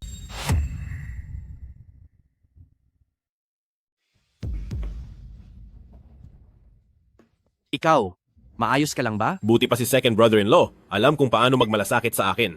Paano nangyari yun? Isa kang halimaw. May nakita ka na bang halimaw na ganito kagwapo? Siya. Anong nangyari sa kanya? Siya? Matanda na siya. Hindi na siya kailanman magiging isang martial artist. Kahit karaniwang manlalaban ay hindi siya papasa. Isa na lang siyang, matanda. Kung ganoon. Tumawag ka ng mga security guard para ilabas siya. Dahan-dahan lang, marupok na ang buto niya, kaya baka madamay pa tayo. Magbabayad ka. Pangalawang kuya, alis na tayo. Sige, tara na. Anong ginagawa mo? Ito ang premyo mo ngayong araw, at huwag ka nang manghimasok sa mga bagay na hindi para sa iyo. Hoy, ikaw! Anong ikaw? Magpasalamat ka at hindi ako nananakit ng babae. Sa susunod na manggulo ka ulit sa asawa ko, pupunuin ko ang buong katawan mo ng dumi. Naintindihan mo ba? Lumayas na kayo? Ikaw. Huwag kang mag-alala. Narito ang asawa mo.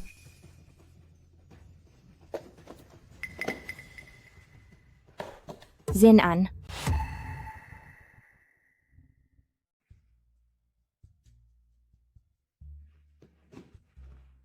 Nasaan?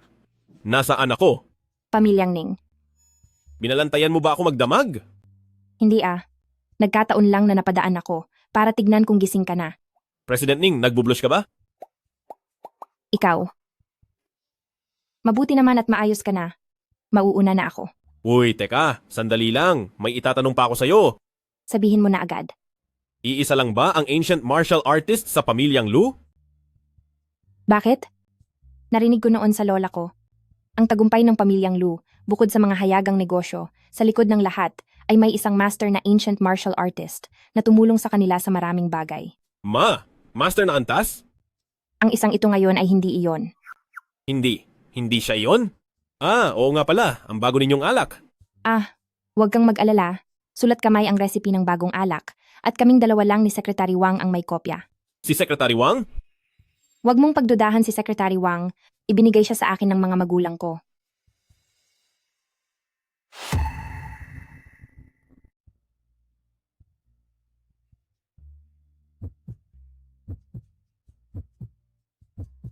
Ikaw talaga.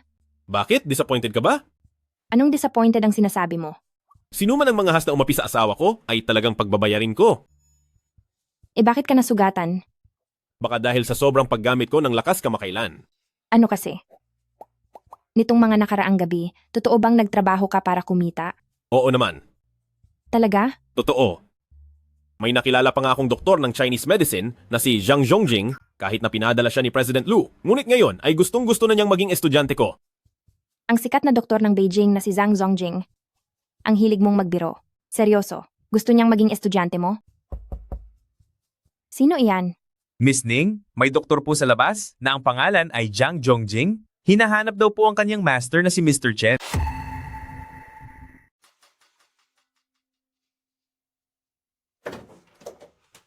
Case Master, nahanap din po kita sa wakas. Anong master ba ang sinasabi niyo? Sinasabi ko sa inyo? Old Zhang? Matanda na po kayo? Huwag niyo naman akong pagtripan. Master, kayo ang pinakamahusay na manggagamot. Kahit pagawin niyo lang akong isang hamak na apprentice niyo, okay lang.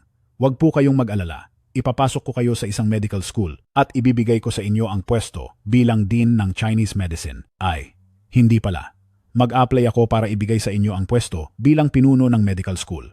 Old Zhang, sinabi ko na sa inyo, nasa mundo na ako ng negosyo ngayon, isa na akong negosyante. Ang inyong apprentice na si Zhang Zhongjing ay nagpupugay kay Madam.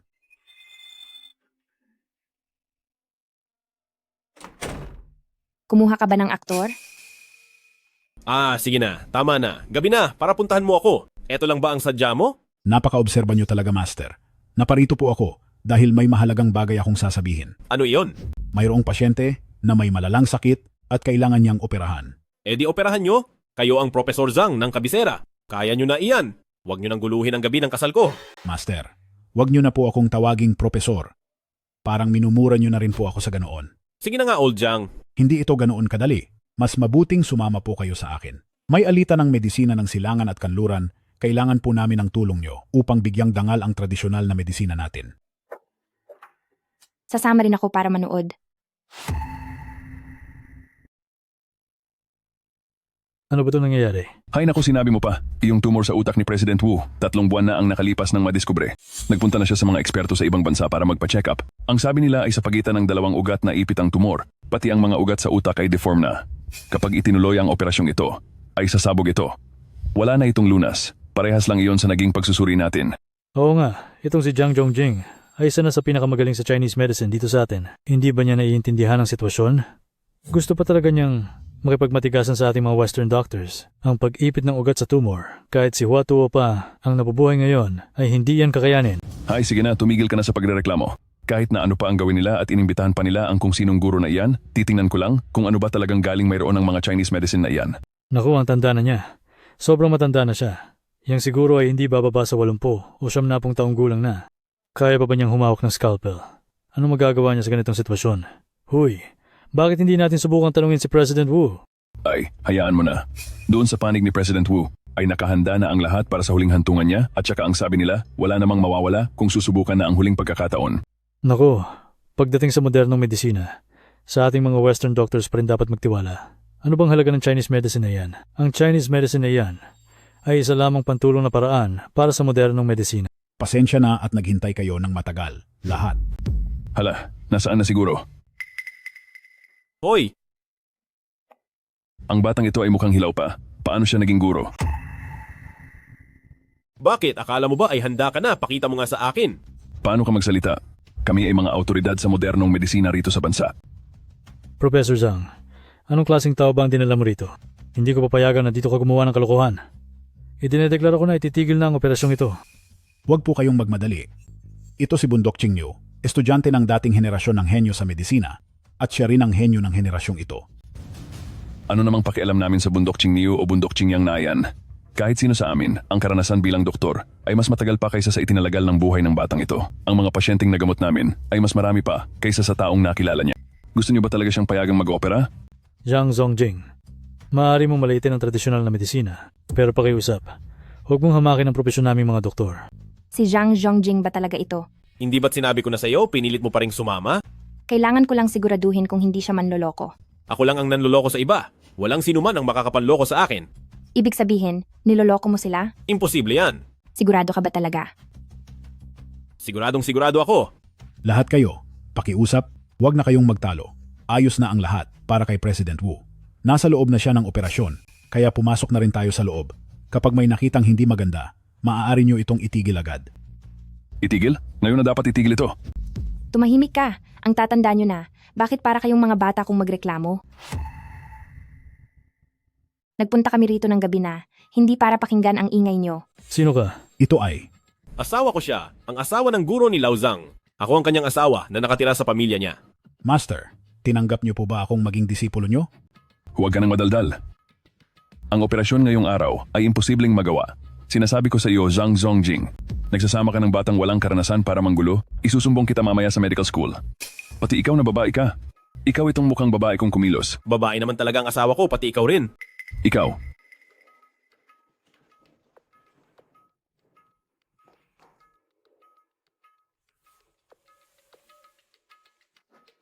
Nagpapanggap ka lang. Sinasabi ko sa inyo, kapag may nangyaring masama kay President Wu, tatawag ako ng 911 para ipakulong kayo. Professor Zhang, palagi naman po kayong maingat sa inyong mga desisyon. Bakit kayo kumuha ng isang lalaking nakitira lang sa asawa? Kapag nagkaproblema, masisira ang napakagaling ninyong pangalan. Kahit sabihin nating may alam siya sa medisina. Alam niyo naman po ang sitwasyon ni President Wu, ang batang ito. Tama na ang daldal. Tulungan niyo ako mamaya. Kami? Tutulungan ng isang gaya mong manloloko? Nananaginip ka? Sige, kung ganoon, maghintay na lang kayo sa labas ng pinto. Tara na, Xiao Zhang! Opo, Master. Ay, paano naman ako? Hoy, paano naman ako? Dito ka na lang muna magabang, o kaya ay umuwi ka muna. Mauuna na kaming pumasok sa loob. Hindi ka makakapasok sa surgery room ngayon.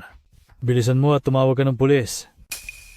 Sinasabi ko sa iyo, dito na matatapos ang lahat, pero hindi kita hahayaang pumasok. Sige. Bahala ka kung iyan ang gusto mo. Anong sabi mo?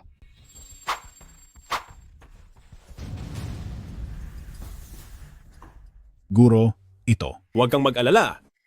Pinindot ko lang ang 2 acupoints nila. Ngayong tahimik na sila. Maaari na tayong pumasok. Teka lang asawa ko. Tulungan mo akong bantayan itong 2 ito. Ayoko nga. Bakit naman ako susunod sa'yo?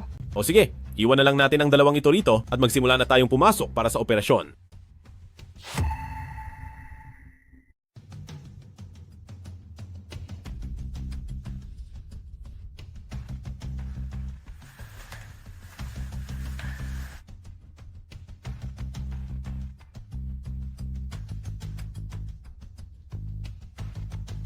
Hayop naman loloko na yan. Maari pa sanang mabuhay si President Wu ng 1 o 2 taon, ngunit nauwi ang lahat sa ganito. Tumahimik ka na. Tumawag na tayo sa 911. President Wu, huwag kang mag-alala. Hindi namin hahayaan na mawala ka na lang ng ganito. Tinitiyak namin na mahuhuli namin ang may sala.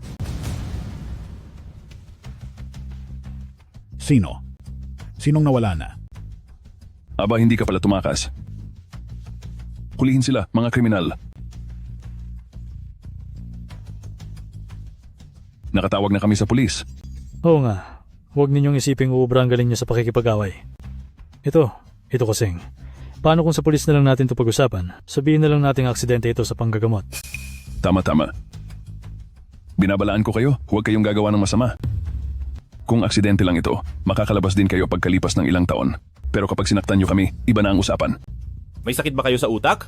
Oo nga, alisin mo na ang kumot na iyan.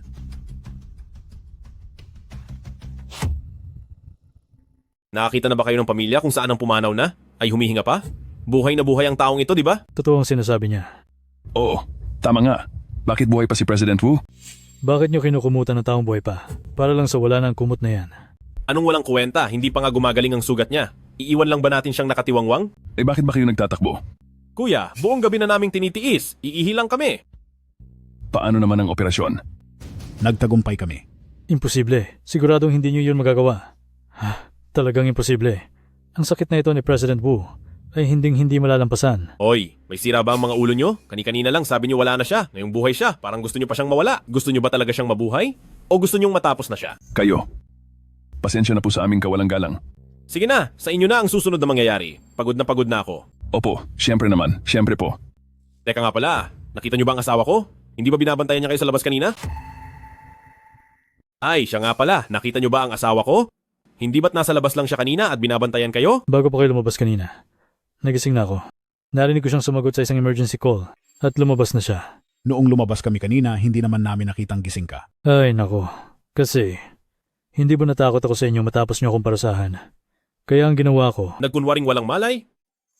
Sa duwag mong yan, ikaw pa ang itinuturing na dalubhasa sa Western medicine. Ano ba talaga ang ginamit mong paraan? Imposibleng itong si President Wu ay magigising pa sa pagkakahimbing. Ang master ko ang nag-iisang tagapagmana ng sinaunang acupuncture. Sinaunang acupuncture? Ito ba yung natatanging teknik ng mga tagapagmana ni immortal na mediko ng Chinese medicine? Alam mo naman palang tungkol kay immortal na mediko. Bakit mo pa siya hinarangan? Pasensya na, hindi ba't mukha lang siyang sobrang bata? Hindi kasi halata. Tama. Parang nasa 20 anyos pa lang siya at parang kapapasa pa lang sa universidad. Oo nga, subukan niyo pa magtanong sa iba. Tingnan natin kung may maniniwala sa inyo. Sapat na, wala na akong panahon sa inyo. Matanda na kayong dalawa, pero mapanghusga pa rin kayo base sa panlabas na anyo. Kailangan ko nang hanapin ang asawa ko. Hello, ang recipe ng ating bagong alak ay nanakaw na. Ha?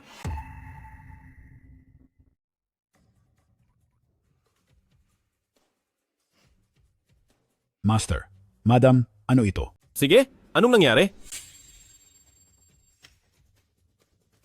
Ano ito? May nagbigay po nito sa akin sa tapat ng ospital at ang sabi ay gagamitin daw ito ng Lu Group.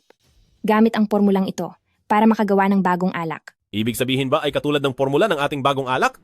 Hindi ba ito lang ang natatangi mong pagkakataon? Eh kumusta si Secretary Wang? Hindi ba nasa inyong dalawa ang formula? Dinala na po siya ng mga pulis. Ay dedemanda siya ng kumpanya dahil sa paglalabas ng sikreto ng negosyo, pero Tingin mo ba ay hindi siya ang may gawa? sabay po kaming lumaki. Kilala ko siya. Alam kong napakahalaga sa kanya ng Ning's Liquor. Mahirap basahin ang puso ng tao, Madam. Baka may mas malaking halaga ang tumukso sa kanya? Imposible. Siguradong hindi siya. Ang mga kabataan ngayon, hindi na talaga masiguro. Siguradong hindi siya ang may gawa. Sige, naniniwala ako sa iyo. Kung hindi siya, posibleng ikaw lang ang naiwan. Master, wag po kayong basta-basta magsalita ng ganyan. Sino ba namang hindi nakakaalam na ang Ning's Liquor ay ang pinaghirapan ng mga magulang ni Mistress? Paanong mangyayari na mismong si Mistress pa ang magbibigay ng sikretong reseta sa Lu Group? Oo nga. Paano ko naman gagawin iyon? Napakatanga ko talaga. Nakuha mo pa akong pagtaguan. Ano? Matagal ko nang pinagdududahan kung ano ba talaga ang pakay mo sa paglapit sa akin at ngayon, naintindihan ko na. Guro. Ikaw. Hindi ko akalain na nagawa mo ang bagay na ito. Hindi ako iyon, Guro. Paano mangyayari iyon? Paanong ako ang may gawa? Pasensya na po, President Ning. Kasalanan ko po ang lahat. Tama na. Hindi mo ito kasalanan. Nalinaw na ang lahat. Si Zhang Zhongjing ang may gawa ng lahat ng ito. Pero, Sige na, tumayo ka na riyan. Siya dapat ang sisihin. Dahil kung hindi niya isinama si Professor Zhang pabalik dito, hindi sana mangyayari ito. Ay naku! Paano ko naman malalaman na ang isang dean ng medical school ay isang martial arts thief pala na itinalaga ni Pamilyang Lu sa tabi ko? At saka, paano niya naman magagawang manakaw ang sikretong formula sa mismong harapan ko nang hindi ko man lang namalayan? Wala talaga akong napansin. Ano? Ako pa ang sinisisi mo? Totoo naman, di ba? Ginamit niya ang planong linlangin ako. Kung naging maingat ka sana at hindi sumama sa amin, hindi sana iyon mananakaw. Nasa harap mo na siya nung ninakaw niya iyon sa akin pagkatapos ako pa ang sisisihin mo? President Ning sir, wag na po kayong mag-away. Nahuli na po ba si Professor Zhang? Nakatakas siya. Ang matandang iyon, kahit pilay-pilay maglakad, napakabilis pala tumakbo. Wala ka talagang silbi. Anong gagawin natin ngayon? Ano pa nga ba? Ipaalam na natin sa publiko ang sikretong formula. Ano? Son-in-law, paano ito mangyayari? Bakit naman hindi? At ang formula natin, tiyak na gagamitin ni Lou sa produksyon at dadalhin sa party. Ang formula na ito ay wala na namang silbi sa atin. Mas mabuti pang isa publiko na lang natin ito para wala na rin silang mapala doon. Gagawa rin ba tayo ng alak gamit ang formula na iyon? Kung ganoon, tiyak na gagawa ng kwento si Lou para tayo ang magmukhang masama at idedemanda tayo. Wala lang iyon sa kanila, pero hindi natin kayang mag-aksaya ng panahon sa gulo. Nakalimutan nyo na bang nariyan pa sina Ningze, si Ning Yuan na mga taksil? Kaya ang pagsasapubliko ng formula ang pinakamainam na paraan. Kahit pa malaki rin ang mawala sa atin. Paano na ang alak para sa party? Kailangan natin ng bagong alak para makasali. Huwag kayong mag-alala, may paraan ako. Anong paraan? Sikreto muna. Kailan natin isa sa publiko ang bagong formula? Bago magsimula ang party, siguradong dadalhin nila ang bago nating alak doon at kapag isinapubliko natin sa oras na iyon, ang presyo ng kanilang kumpanya ay tiyak na babagsak. Minsan ay talagang napapaisip ako. Napapaisip sa ano? Kung taga-probinsya ka ba talaga o ako ba ang taga roon? Bakit ang dami mong alam? Napakadali lang yan. Tawagin mo akong asawa at magiging pareho tayong taga doon. Umalis ka nga. President Ning, mukhang tama ang desisyon niyo 3 buwan na ang nakakaraan na magpakasal sa kanya. Shh!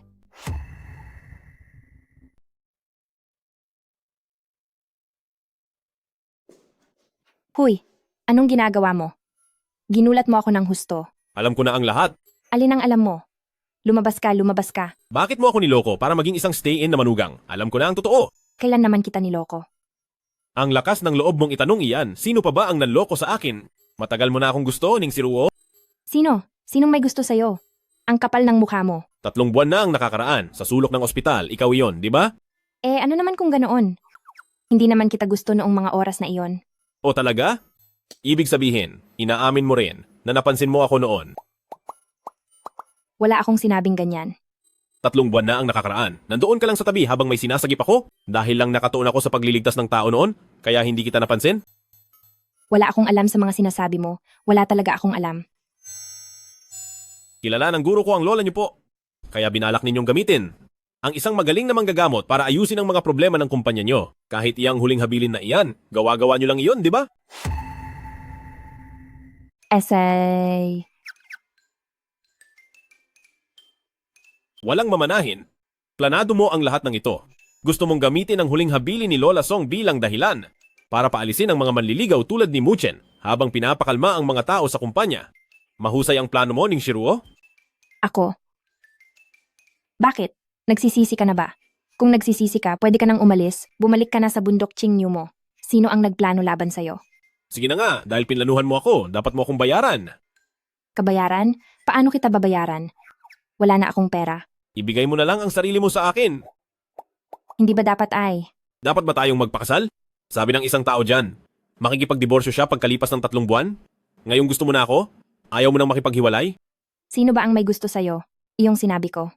Sinabi ko lang yon para marinig ng iba, di ba? Saka, alam mo namang wala na akong pera. Sige na nga, tawagin mo muna akong asawa at yun na lang ang magiging porsyento ng bayad mo. Anong matanda ka diyan? Aray ko naman, gusto mo ba akong mawala, mahal kong asawa? Sige na, tama na yan.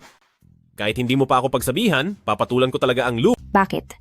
Dahil sila ang dahilan kung bakit nawala ang mga magulang ko noon. Ang mga magulang mo? Oo. Noong una, gusto ng Lou Group na bilhin ang kumpanya ng mga magulang ko, pero wala silang naging pagunlad. Hanggang sa may lumitaw na isang magaling na martial arts expert na nagpahirap sa mga magulang ko, hanggang sa mawala sila.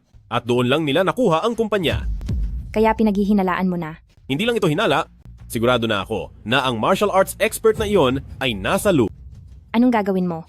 Huwag kang mag-alala, hahanapin ko siya at pagkatapos ay tatapusin ko na ang laban. Kailangan mo ba ng tulong ko? Alam mo ba yung gaganapin sa Makalawa? Yung charity cocktail party? Yung iyo organisa ng pamilyang Lu. Kung saan maraming sikat na tao galing Jiangcheng ang dadalo sa charity party na iyon. Sa tingin ko, ito ay isang magandang paraan para makapasok sa Lou. Balita ko ay maraming distillery ang pupunta roon. At sa totoo lang, plano naming i-promote ang bago nating alak, pero yung formula... Alam kong nanakaw ang formula, pero... Ipagpatuloy mo lang ang sinasabi mo.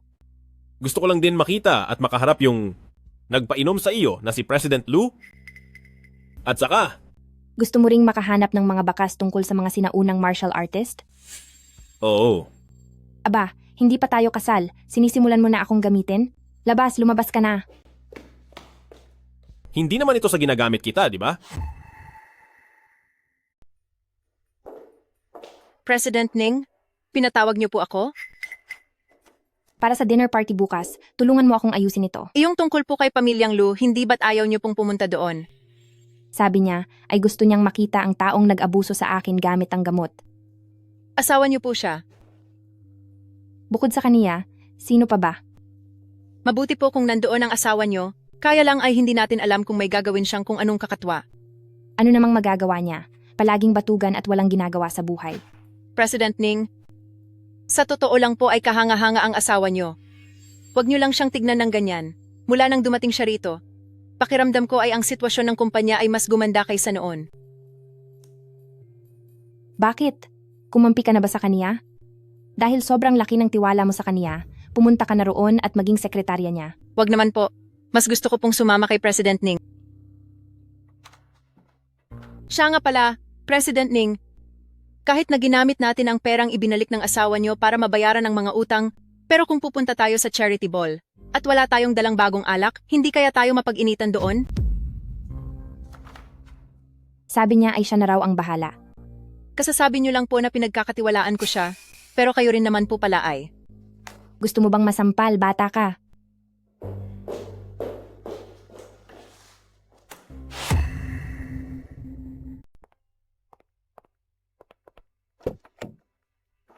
Aba, hindi ba't ito ang ating President Ning? Ning Yuan, anong ginagawa mo rito? Bakit? President Ning, porket makapangyarihan ka dito sa Ning's Liquor, ay hindi na ako pwedeng pumunta rito? Sige, gawin mo ang gusto mo, pero huwag kang humarang sa daan, tabi. Ning Yuan, anong ginagawa mo? Ning Siruo, huwag mong isipin na dahil nagpakasal ka sa isang talunan, ay magagawa mo na ang lahat ng gusto mo. Ngayon, papatunayan ko sa iyong masama akong kalaban. Huwag kang gagawa ng masama. Ang mahal kong ate, talagang napakaakit ng iyong mukha. Iniisip ko kung kapag nawala ang mukhang iyan, ang aking kuya mo ay patuloy pa rin na mahuhumaling sa iyo. Sinabi ko na sa iyo, wala kaming relasyon ni Muchen. Ning Shiruo, ang pinakakinasusuklaman ko ay ang ugali mong iyan. Ang mga bagay na ayaw mo, ay kahit anong gawin ko ay hindi ko makuha-kuha. Alam mo namang ang kuya mo ay hindi ka pa rin malimot-limot, pero pupunta ka pa rin sa party bukas. Ano ang sinasabi mo? Hindi ko alam na pupunta rin siya. Huli na. Dapat sana ay pagbibigyan kita dahil pareho tayong Ning at palalayasin na lang kita sa kumpanya. Pero dahil naging masama ka, huwag mo akong sisihin kung magiging malupit ako sa iyo. Dalhin siya. Ikaw na naman, Chen. Ning Yuan, ano ang ginagawa mo? Kasi, Siruo, okay ka lang ba? Oo, okay lang ako. Kasalanan ko ito dahil nahuli ako. kuya mo, Tumahimik ka. Ayaw kitang makita, umalis ka na agad. Ning Siruo, humanda ka sa akin. Ning Yuan. Bakit ba nandito ka na naman?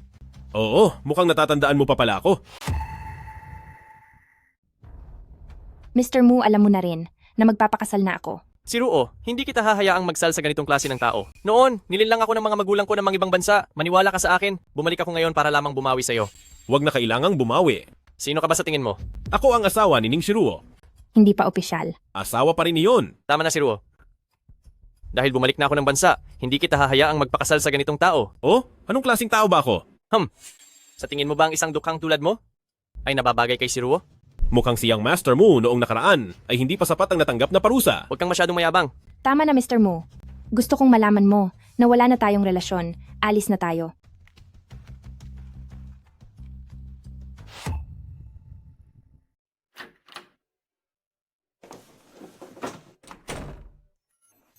Magsalita ka. Gaano ka nakatagal dyan?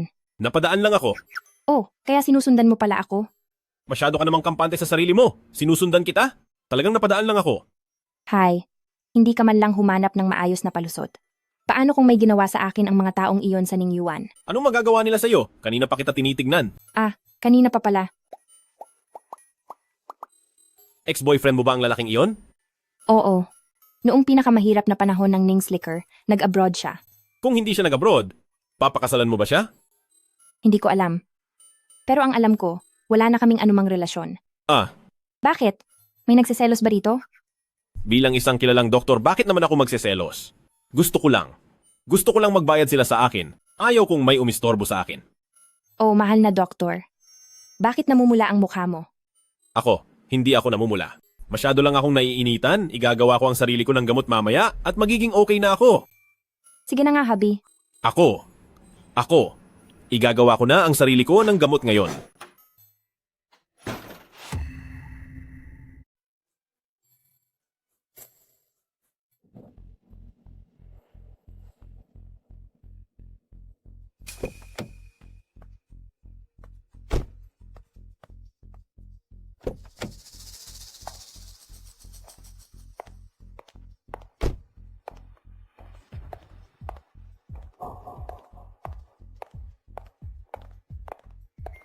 President Ning, President Ning, balita namin sa party ngayong gabi, ang Ning's Liquor ay may ilalabas na bagong wine. Totoo ba ang balitang ito? ang anak ni Mu Group na si Mu Chen ay nagsasabing liligawan kayo? Maaari po bang malaman kung totoo ito? Balitang ang Lu Group ay napipintong bilhin ang Ning's Liquor. Totoo po ba ang balitang ito? Ayon sa mga chismis, ang boss ng Lu Group ay may espesyal na relasyon sa inyo. Maaari po bang kumpirmahin kung totoo ito? Ang aking Ning's Liquor ay hindi magpapasakop sa kahit anong kumpanya at wala akong kahit anong relasyon sa kahit kanino. Malapit na akong ikasal at inaasahan ko ang basbas ninyong lahat. Uy, Hindi ba, husband? ay opo, tama. Kayo po ba ang mapapangasawa ng may-ari ng Ning's Liquor? Balitang si Old Mrs. Ning ang nag-ayos ng kasalang ito? Narinig naming wala naman kayong mayamang pinagmulan. Paano kayo nagustuhan ng Ning's Liquor? Sa tingin ko, dahil ito sa aking kaguwapuhan. President Ning, mukhang maayos pa rin ang lagay mo. Ako si Lu Yiming mula sa Lu Group. President Ning, buti at maayos ka pa rin. Ako ang Lu Yiming ng Lu Group.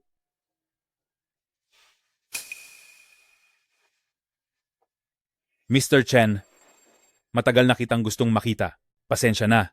Baka hindi ko kayang makipagkamay sa inyo. Isang malaking pagkakamali lang ang lahat.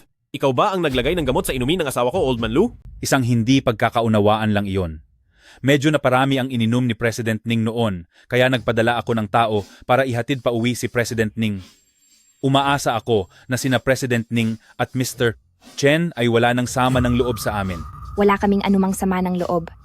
Sana lang ang inyong kumpanya ay huwag na kaming gawa ng masama ng patalikod kasama ang Ning's Liquor. Tara na, asawa ko.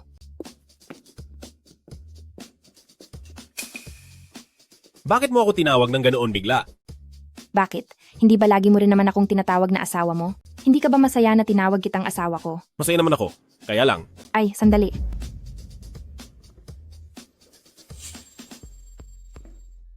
President Ning, ito ang bagong alak para sa party na ito. Pwede po ba kitang maaya na tikman ito? President Ning, heto ang bagong alak para sa party. Maari mo ba itong tikman? Bakit naman iisipin ni President Ning na lalasunin ko ang alak? Hindi lang ito ang unang beses na ginawa iyon ni President Lu. Hindi ba't sanay na sanay ka na doon? Ha ha ha. Napakapatawa mo talaga, Mr. Chen. Kahit gaano pa kalakas ang loob ko, hindi ako maglalakas loob na maglagay ng kung ano sa harap ni immortal na mediko. President Ning, ikaw ang presidente ng Ning's Liquor. Hindi ba't masyado ka namang maingat? Depende ang pag-iingat ko kung sino ang kaharap. Siyempre, kampante ako sa mabubuting tao, pero pagdating kay President Lu, haha, kasalanan ko. Nakalimutan kong isang babae lang pala si President Ning.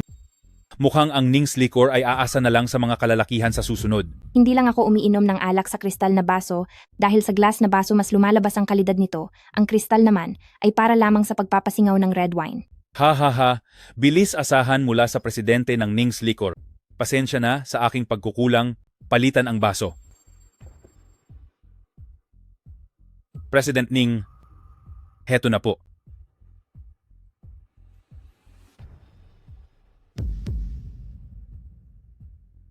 Ang alak na ito?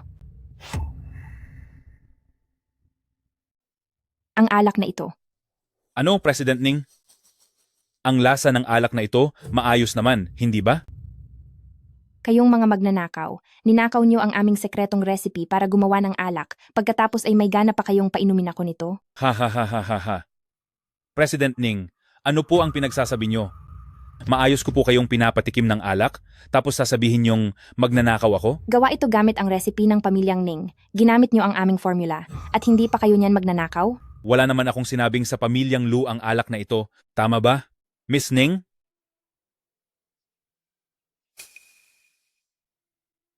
Sister, bakit mo isinama ang walang kwentang taong ito rito? Bakit ba kahit saan ay narito kayo? Bakit ka natatakot sa kanya, pangalawang kuya? Ano, kaya ka ba niyang saktan? Anong masasabi mo, Ning Siruo?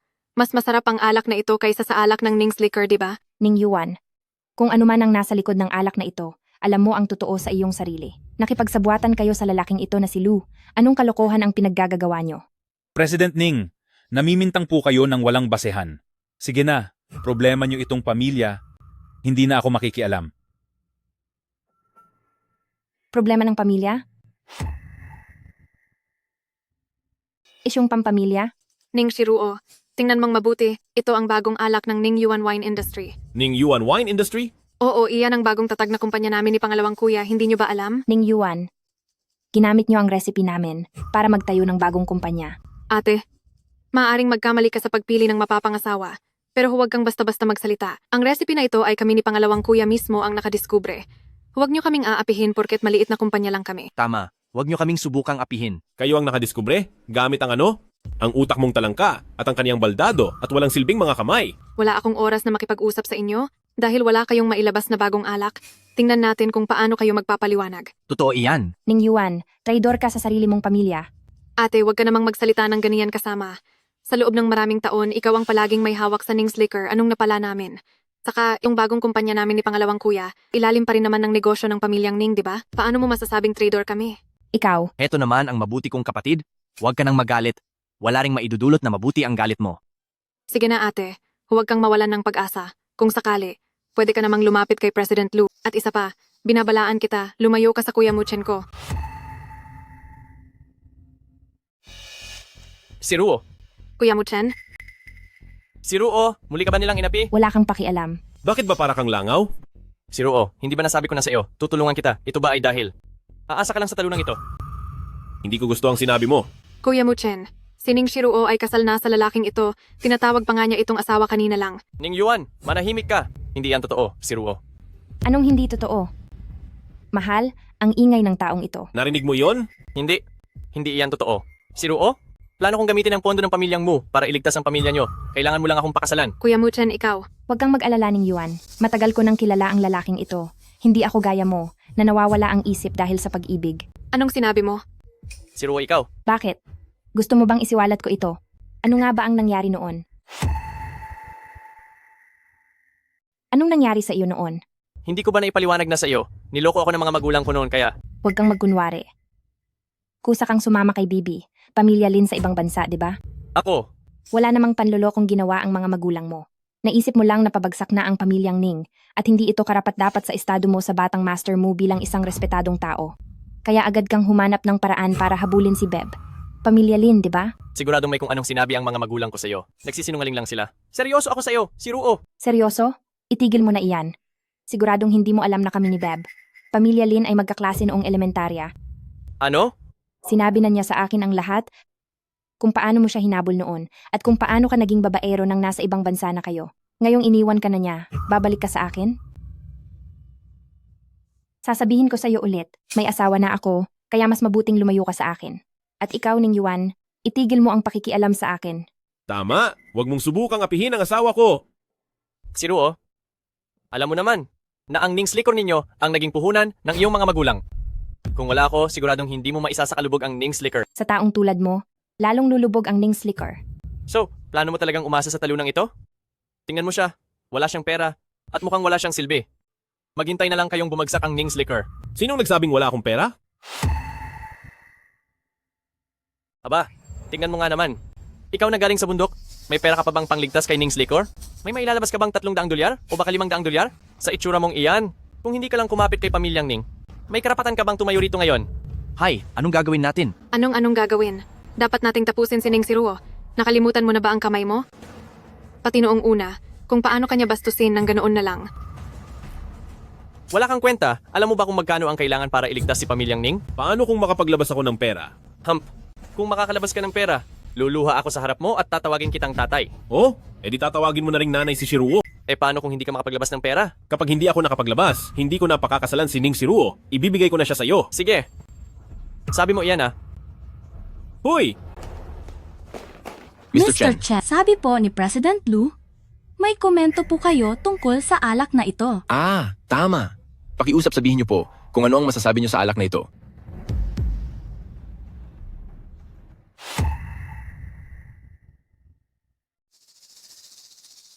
Tama ka, Mr. Chen.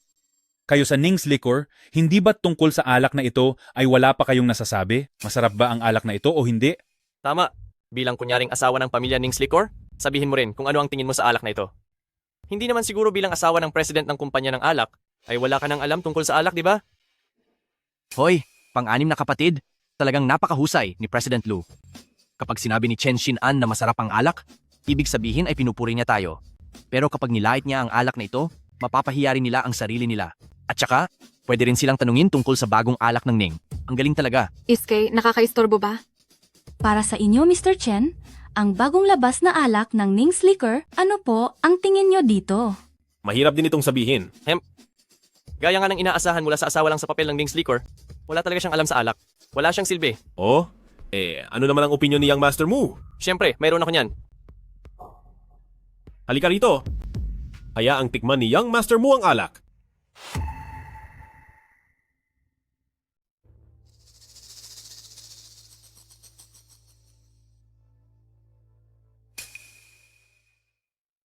Ang alak na ito ay medyo maasim sa simula, bahagyang mapait sa gilid ng dila, ngunit may banggo pagkatapos malunok.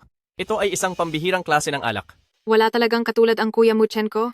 Kapantay mo ang mga batikang wine expert. Napakagaling niyo po, President Mu. Yun lang? Ang pagtikim ni Young Master Mu sa alak na yan ay kahit sino kaya ring sabihin. Wine expert pa raw. Ikaw. Kuya Mu, huwag mo na lang siyang pansinin. Naiinggit lang ang lalaking iyan sa iyo. Tama, naghahanap lang siya ng away. Tama na iyan. Naniniwala ako na si Mr. Chen ay eksperto sa larangan ng medisina pero sa pagtikim ng alak, katulad ko rin siya, isa lang kaming ordinaryong tao, hindi na nakapagtataka. Tama po ang sinabi niyo. Anong tama? Hindi ako katulad ni President Lu na walang alam sa ganitong mga bagay. Oo? Wala ka namang kwentang tao? Wala ka namang maayos na masabi? Bakit ang lakas ng loob mong magmalaki? Napakabastos mo. Ganoon ba? Young Master Mu, kung wala man akong masabing maganda, huwag ka namang magsalita ng walang saysay.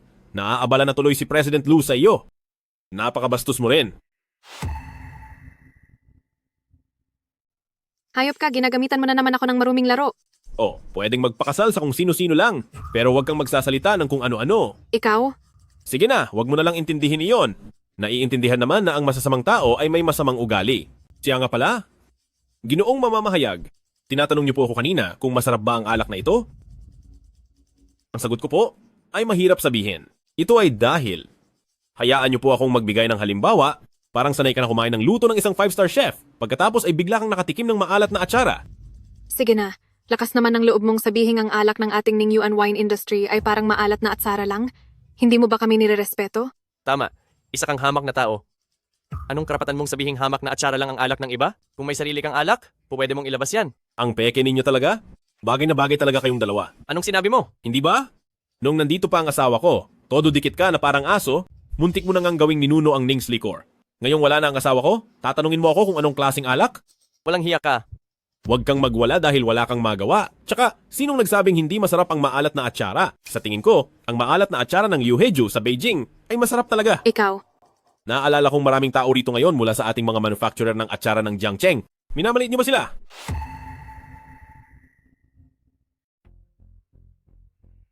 Hindi sa ganoon ang ibig naming sabihin.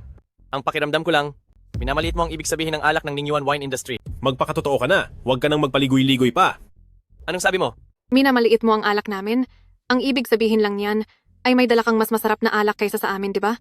Huwag mong sabihing luma pa ring alak mula sa Ning's Liquor yan. Siyempre, hindi ito lumang alak. Kung ganoon, ilabas mo na at nang makita ng lahat. Tama, Mr. Chen. Kung may magandang alak ka talaga, ipakita mo ito para mamangha kaming lahat. Kahit na walang gaanong talento ang Mr. Lu, ay may kasama naman ako na kaibigang dalubhasa sa pagtikim ng alak.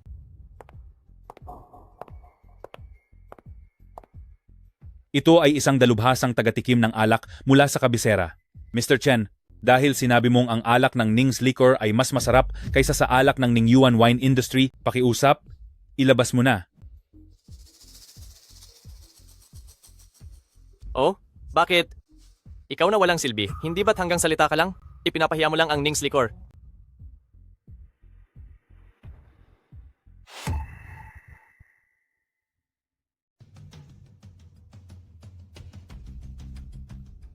Mr. Chen, ito ba ang alak ni Ning's Liquor? Hindi ba parang masyadong mura ito? Totoo, sa hindi nakakaalam, iisipin nila na kinuha lang iyan mula sa mabahong kanal.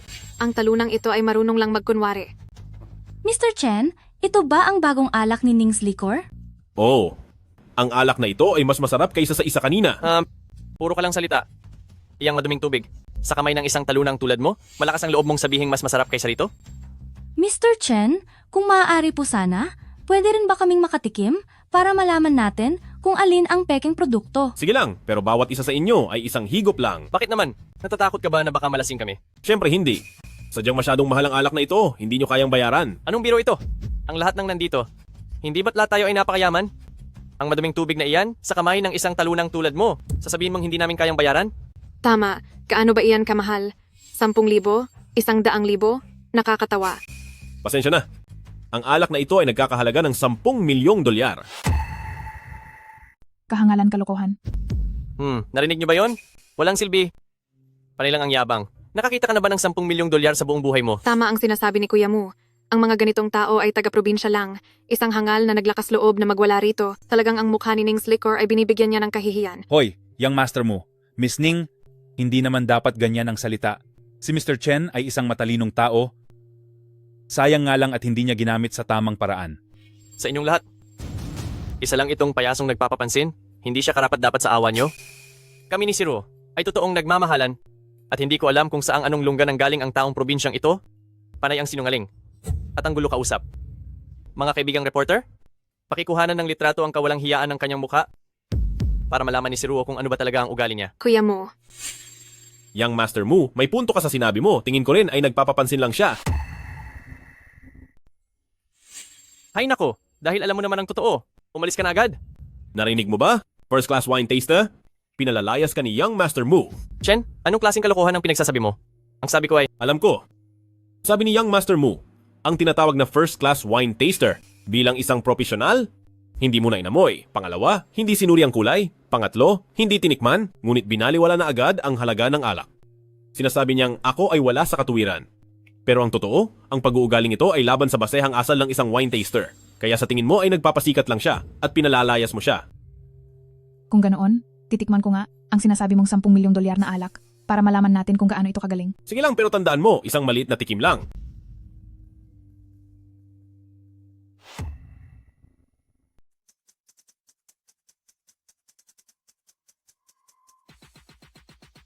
anong problema mo? Inutil ka. Oo nga, wala ka bang respeto?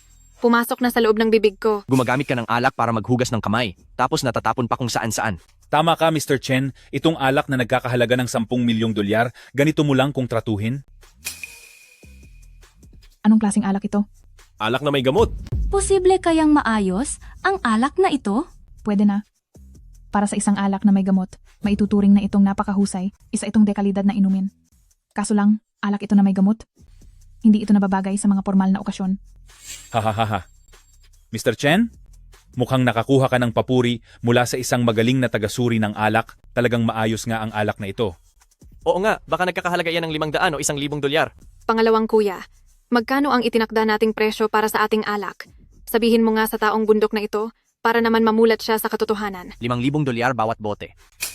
Ang tunay na halaga ng alak ko? Mga ignorante kayo? Paano nyo ito maiintindihan? Anong ibig mong sabihin? Linawin mo. Sinong bastos ang tinutukoy mo? Ikaw na mabahong taga-probinsya? Hinayaan ka lang makatayo rito dahil nagbibigay galang kami kay Siruo. Akala mo kung sino ka? Uy, Young Master Mu, huwag ka masyadong magmadali. Okay lang kung wala kayong alam sa alak? Ang sinasabi ko lang, ang tinatawag niyong first class wine taster ay isa lamang ordinaryo at mababaw na tao. Wala siyang alam sa alak kahit katiting. Anong sinabi mo? Mr. Chen, ang taster na ito ay kinikilala rito at sa ibang bansa bilang isang batang henyo, opisyal na first class wine sommelier. Hindi siya gaya ng mga kung sinong taster lang, kaya huwag mo siyang mamaliitin. Isa lang siyang grupo ng mga walang alam na pumupuri sa isa pang walang alam. Wala itong espesyal. Ano ang sabi mo? Napakayabang mo talaga. Tama, isa siyang profesional? Posible bang hindi niya alam ang alak mo? Akala mo ba, taga-probinsya ka, na nakagawa ka ng alak ng mga Diyos? Wala na siyang pag-asa. Kahit paalak ng langit ang gawa niya, basta't hinusgahan ng first-class taster bilang isang hamak na alak, tiyak na wala na siyang mapagbebentahan yan. Sus, kagagawan niya lang din yan. Manahimik kayo. Mga ignorante at makitid ng utak. Anong sinasabi mo? Dahil sa paggalang ng lahat, ay tinaguri ang akong grade 1 wine connoisseur. Sino ka ba sa tingin mo? At nagagawa mo pang sabihing makitid ang utak ko? Ang bulok na alak mo ay nararapat lang na gawing pampalakas. At kung bakit hinayaan kitang manatili rito, ay alang-alang lang sa pangalan ni Pamilyang Ning. Ngayon, lumayas ka na. Oo nga, nakakatawa. Sasabihan mo ang isang grade 1 wine connoisseur na makitid ang utak, galing ka lang sa kabundukan, tapos sasabihin mong ang herbal wine na iyan ay nagkakahalaga ng 10 milyong dolyar, tanga na lang ang bibili niyan.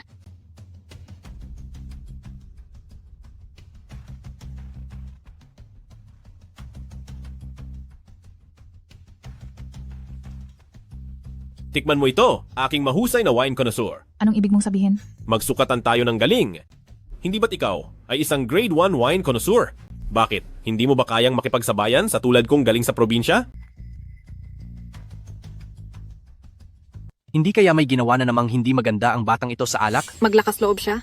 Isang hamak na. Maliit na medical na immortal lang siya. Sa harap ng maraming tao, kapag ang wine connoisseur ay may masamang mangyari, tiyak na lagot siya. Ito ay ang Suhe Brewery ng Suhe Wine Industry. Asahan mo nga mula sa isang grade 1 wine connoisseur. Iyan nga ang gawa ng Suhe Wine Industry naming Suhe Brewery. Napakamapagbigay talaga ni Boss Su ang inambag mo para sa party na ito. Ay isang alak na 30 taon na ang tanda. Sabi ko na nga ba, ikaw lang talaga. Ito ang aming 30 taon na special edition. Kung ganoon ang alak na ito, ano ang mga materyales na ginamit para gawin ito? Hump, ikaw na payaso ka. Naghahanap ka lang ng mali. Ang alak ni Presidente Su ay dekalidad na alak. Dumaan ito sa 12 ng proseso. At sa gitna ng prosesong iyon, ang orihinal na lasa ay matagal na nawala. Sino ang makakatikim ng mga sangkap niyan? Totoo iyan, sa tingin ko ang talunang ito ay sadyang nanggugulo lang. Sorghum, mais, trigo, red rice, black rice, kamote at hinaluan ng industrial sugar. Matagal ang naging fermentasyon nito, umaasa lang sa haba ng panahon para maging maayos.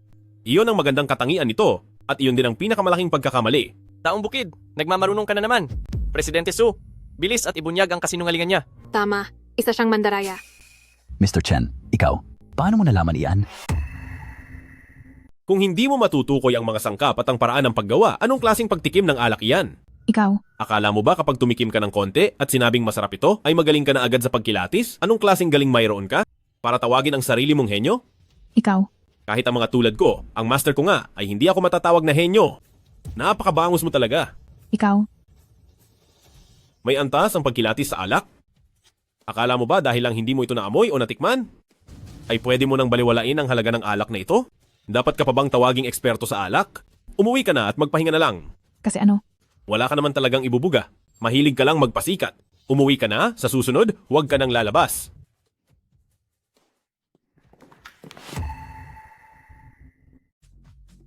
Tumawag na kayo ng 911. Ang sama mo talaga, Chen. Totoo naman, dahil lang sa hindi niya nahulaan ang proseso, ay minura mo siya hanggang sa mawalan siya ng malay. Tumahimik na kayong lahat. Ikaw. Anong ikaw? Pakakasalan na ako ng asawa ko pero pilit ka pa rin ng gugulo, wala ka na talagang kahihiyan. Siniseduce lang siya ni Ning Shiruo. At may gana ka pang magsalita? Tignan mo nga, mahal ba talaga siya ng lalaking ito? Parang kang aso na sunod ng sunod? Napakasinungaling mo at taksil. Kung hindi kita paparusahan, ay magpasalamat ka na dapat. Mahiya ka naman, ako na nga ang makapalang muka pero nahihiya pa para sa'yo. Chen Sinan, ikaw. Second brother-in-law? Tingnan mo muna ang dalawang kamay mo. Akala nyo ba dahil binigay nyo ang receipt sa bagong kumpanya ay hindi ko na kayo magagawa ng paraan? Sasabihin ko sa inyo, ang sikretong receipt na iyan ay may isang sahog na hindi nyo makukuha. Anong sinabi mo? Matapos magtago ni President Lu ng buong gabi, lumabas din ang totoo. President Lu, nakatanggap ka ba ng balita na sa Lu Group kami maglalabas ng bagong alak at isisiwalat ang sikretong formula?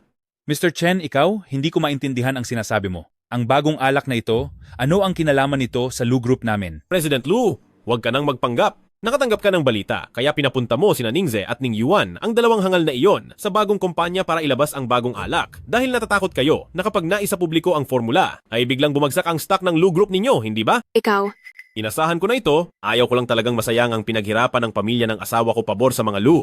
Akala ko ipapaayos mo ang paglalabas nito sa isa sa maliliit mong kumpanya, hindi ko inakalang hahayaan mo ang mga tao ng pamilyang Ning mismo ang maglabas nito. Mr. Chen, wala talaga akong maintindihan sa sinasabi mo. Okay lang kung hindi mo maintindihan.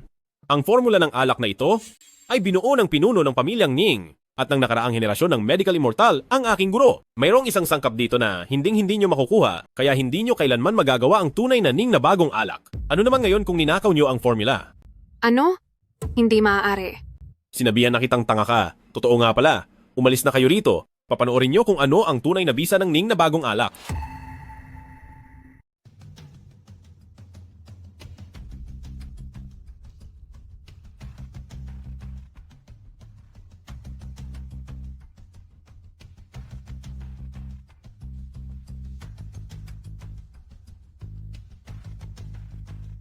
Kumuha ka ng basurahan.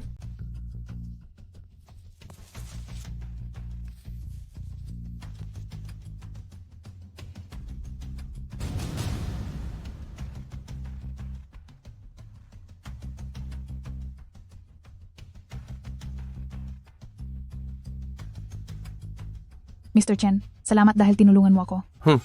Siya naman ang dahilan ng paghihirap mo. Bakit ka nagpapasalamat sa kanya? Ano bang alam mo? Ang makapal na plemang ito sa lalamunan ko ay mahigit 1 taon na doon. Akala ko ay magpapaalam na ako sa trabahong ito. Ngayon ay ayos na ang lahat. Anong ayos na ang lahat? Ito ay plemang dulot ng iyong bronchitis dahil ito sa madalas mong pag-inom ng matapang na alak, basta't uminom ka lang ng herbal wine ko ay gagaling ka rin. Mr. Chen, talagang ang isa kayong magaling na doktor. Maitanong ko lang po, kailan ilalabas ang alak na ito sa merkado?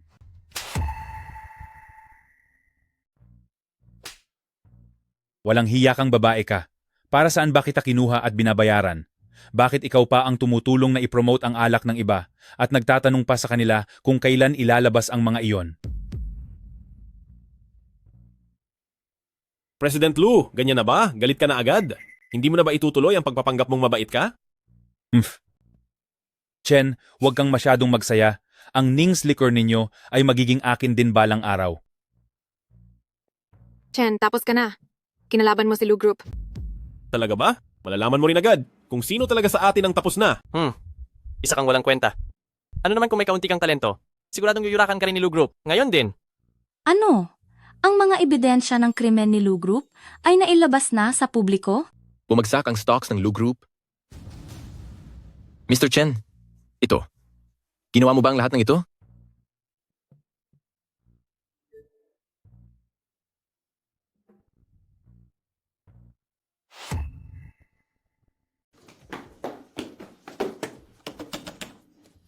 Shiruo, ang kulit mo talaga. Hindi mo dapat nilansi ang mga warrior ng pamilyang Lu para sa akin.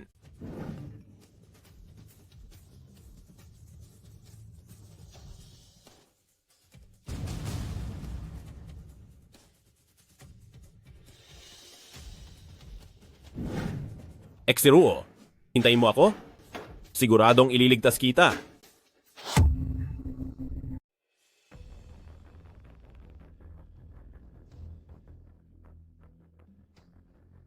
Sige, Chen. Sa wakas ay dumating ka rin. Lu Yiming, ikaw ba ang eksperto sa sinaunang sining na nagpahamak sa mga magulang ko noon? Hahaha. Eksakto, hindi mo akalain, no? Pinahamak mo ang buong pamilya ng pamilya Chen. Gamit lang ang sarili mo? Mas mabilis pa ang hingal mo kaysa sa iba? Hindi ka maaaring maging isang bihasang martial artist. Bakit? Hindi ka naniniwala? Lumabas ka na dyan. Huwag ka nang magtago. Dapat ko nang naisip na ang totoong eksperto ng pamilyang Lu ay walang iba kundi ikaw.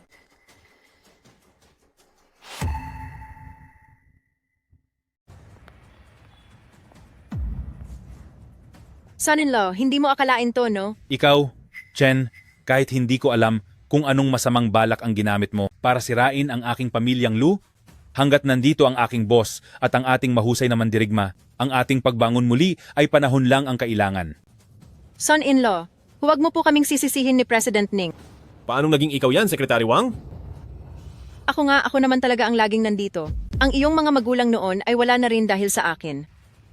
Sayang nga lang at nakatakas ka. Pero noon, dapat ay kasing edad lang kita. Hindi mo ba akalain? Ang aming Lu na may mga mandirigmang mula sa aming ninuno ay ang tunay na tagapagmana ng martial arts. Noon, kahit 8 taong gulang pa lang si boss, siya na ang bagong henerasyon ng Lu bilang pinuno ng ating mga mandirigma. Pero ikaw, bakit ka pumunta sa aming pamilyang Ning at sabay pa tayong lumaki? Para lang naman ito makahanap ng matitirhan maliban sa aming tahanan. Hindi naman siguro? Bakit? Kagalang-galang na medical immortal, napansin mo ba? Hindi naman mahirap yon. Ang lakas na taglay mo ay malamang nagaling sa naunang henerasyon ng mga ancient martial artists, di ba? Tama ka. Sabi na nga ba, ang paraan ninyo ng pagsasalin, bagamat maagang nagiging matalino at malakas, ang bawat henerasyon ng mga martial artists. Ngunit bago sumapit ang 40 taong gulang ay mawawala na kayo? Isa lamang itong maling gawain. Ano naman ngayon? Ang mga naunang martial artists ay natuklasan ng biglang paglitaw ng alak mula sa Ning's Distillery na may sangkap na kayang magpabagal sa pagkawala ng buhay ninyo. Tama.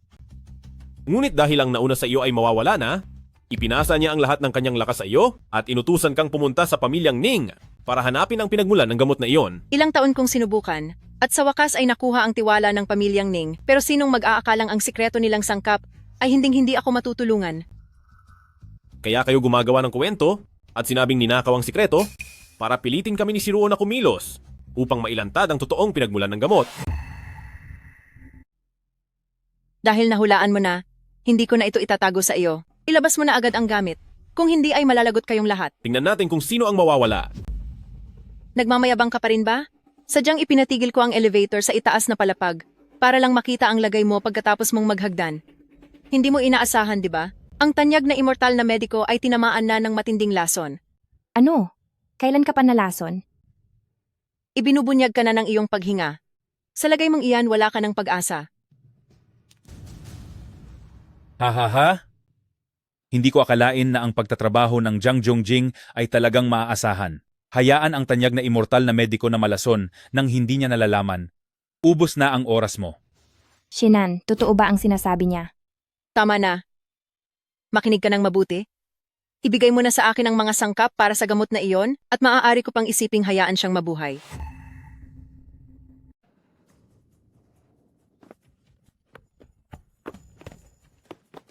Sa lagay mong yan, balak mo pa ba akong kalabanin?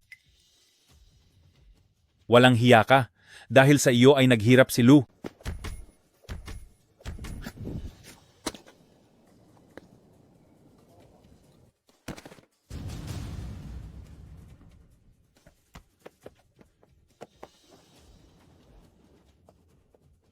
Hindi, imposible. Paanong naging maayos ka pa rin? Bakit naman hindi? Ikaw. Eksakto. Matagal ko nang ramdam na may mali sa iyo, Secretary Wang. Ano? Ayaw mo bang malaman kung paano ko pinabagsak si Lu Group? Ikaw. Pinakiusapan ko lang si Old Jiang habang abala ka sa pagharap sa akin at kay Siruo na kunin ang mga ebidensya ng krimen ni Lu. At pinagawa ko rin kina President Shen at President Wu na ibenta ang karamihan sa inyong mga shares. Sila ba iyon? Tama. Ang mga taong ito ay ang mga mismong pinili mo para kalabanin ako, pero hindi mo inaasahan ito, di ba? Dahil isa akong henyong doktor, hindi ba't mas mahalaga? Ang pakinabang nila sa akin? Tama ka, Secretary Wang. Huwag mo na akong sisihin. Ang paggawa nito ang naging kondisyon ko bago sumailalim sa turo ng henyong doktor. Kay President Lu, ang alok lang sa akin ay maging dekana ng kolehiyo ng medisina. Sa tingin niyo ba, ay seryoso akong interesado roon? Masyado akong tapat para diyan. Old Jiang, hindi ba't ang iniisip mo ay ang matutunan ang 9 Yang Divine Art ay mas mahalaga kaysa maging dekana ng medisina? Guro, pagbigyan mo naman ako sa harap ng ibang tao. Ha ha ha ha ha ha ha ha ha ha. Ha ha ha. Ano naman kung nagsanib puwersa kayong dalawa? Chen Xin-an, kakatama mo lang sa palad ko. Imposibleng matalo mo pa ako. Kahit pa hindi mo ako tinamaan, hindi talaga kita matatalo, masyado mo naman akong minamaliit. Ikaw, linason mo ba ako? Eksakto. Noong tinira mo ako kanina, sinalubong ko ito gamit ang karayom. Wala lang iyon? Nawalan ka lang naman ng lahat ng iyong lakas. Ikaw, wala kang hiyang hayop ka. Ganito rin ang ginawa mo sa mga magulang ko noon, di ba? Noong hindi pa ganoon kagamit ang kapangyarihan mo, mahirap para sa iyo na magdulot ng matinding pinsala kay Chen family. Guro, nagdududa ka ba? Tama yan. Kaming mga lumang dirigma, ang tunay na tagapagmana ng Hari ng Lason. Secretary Wang, sayang naman kayong mga lumang dirigma na tagapagmana ng Hari ng Lason dahil sa iyo na matatapos ang lahat.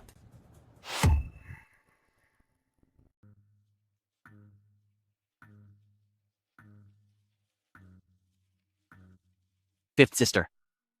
Patawarin mo na po kami. Totoo iyon, ikalimang ate. Nagsusumamo ako sa inyo na huwag kaming paalisin sa pamilyang Ning. Guro, baka naman. Ano bang sinasabi mo? Mga mahuhusay kaming manggagamot at hindi kami mga kriminal. Kung ayaw nyo talagang umalis ng pamilyang Ning, sige, pero mayroon akong isang kondisyon. Pumunta kayo sa Hilagang Myanmar. Nagbukas ako doon kamakailan ng isang gawaan ng alak. Sakto lang sa inyong dalawa na mapunta doon. Hayaan mo na, Old Jang. Sa tingin ko talaga ay mas maganda ang pamamaraang sinabi mo. Pupunta na kami. Pupunta na kami. Tatay, nanay, Anong nangyayari dito? Nagsalita ka pa. Dahil lahat ito sa pakikipagpustahan mo, tuluyan nang bumagsak ang Lugia Group at tumaas ng husto ang stock ng Ning's Liquor. Oh, edi congratulations sa iyo, President Ning. Ngayong nagkaroon na kayo ng asawa mo ng isang malaking anak. Gusto mo bang masaktan? Tanging si Madam lang talaga ang nakakapagpasunod kay Guro.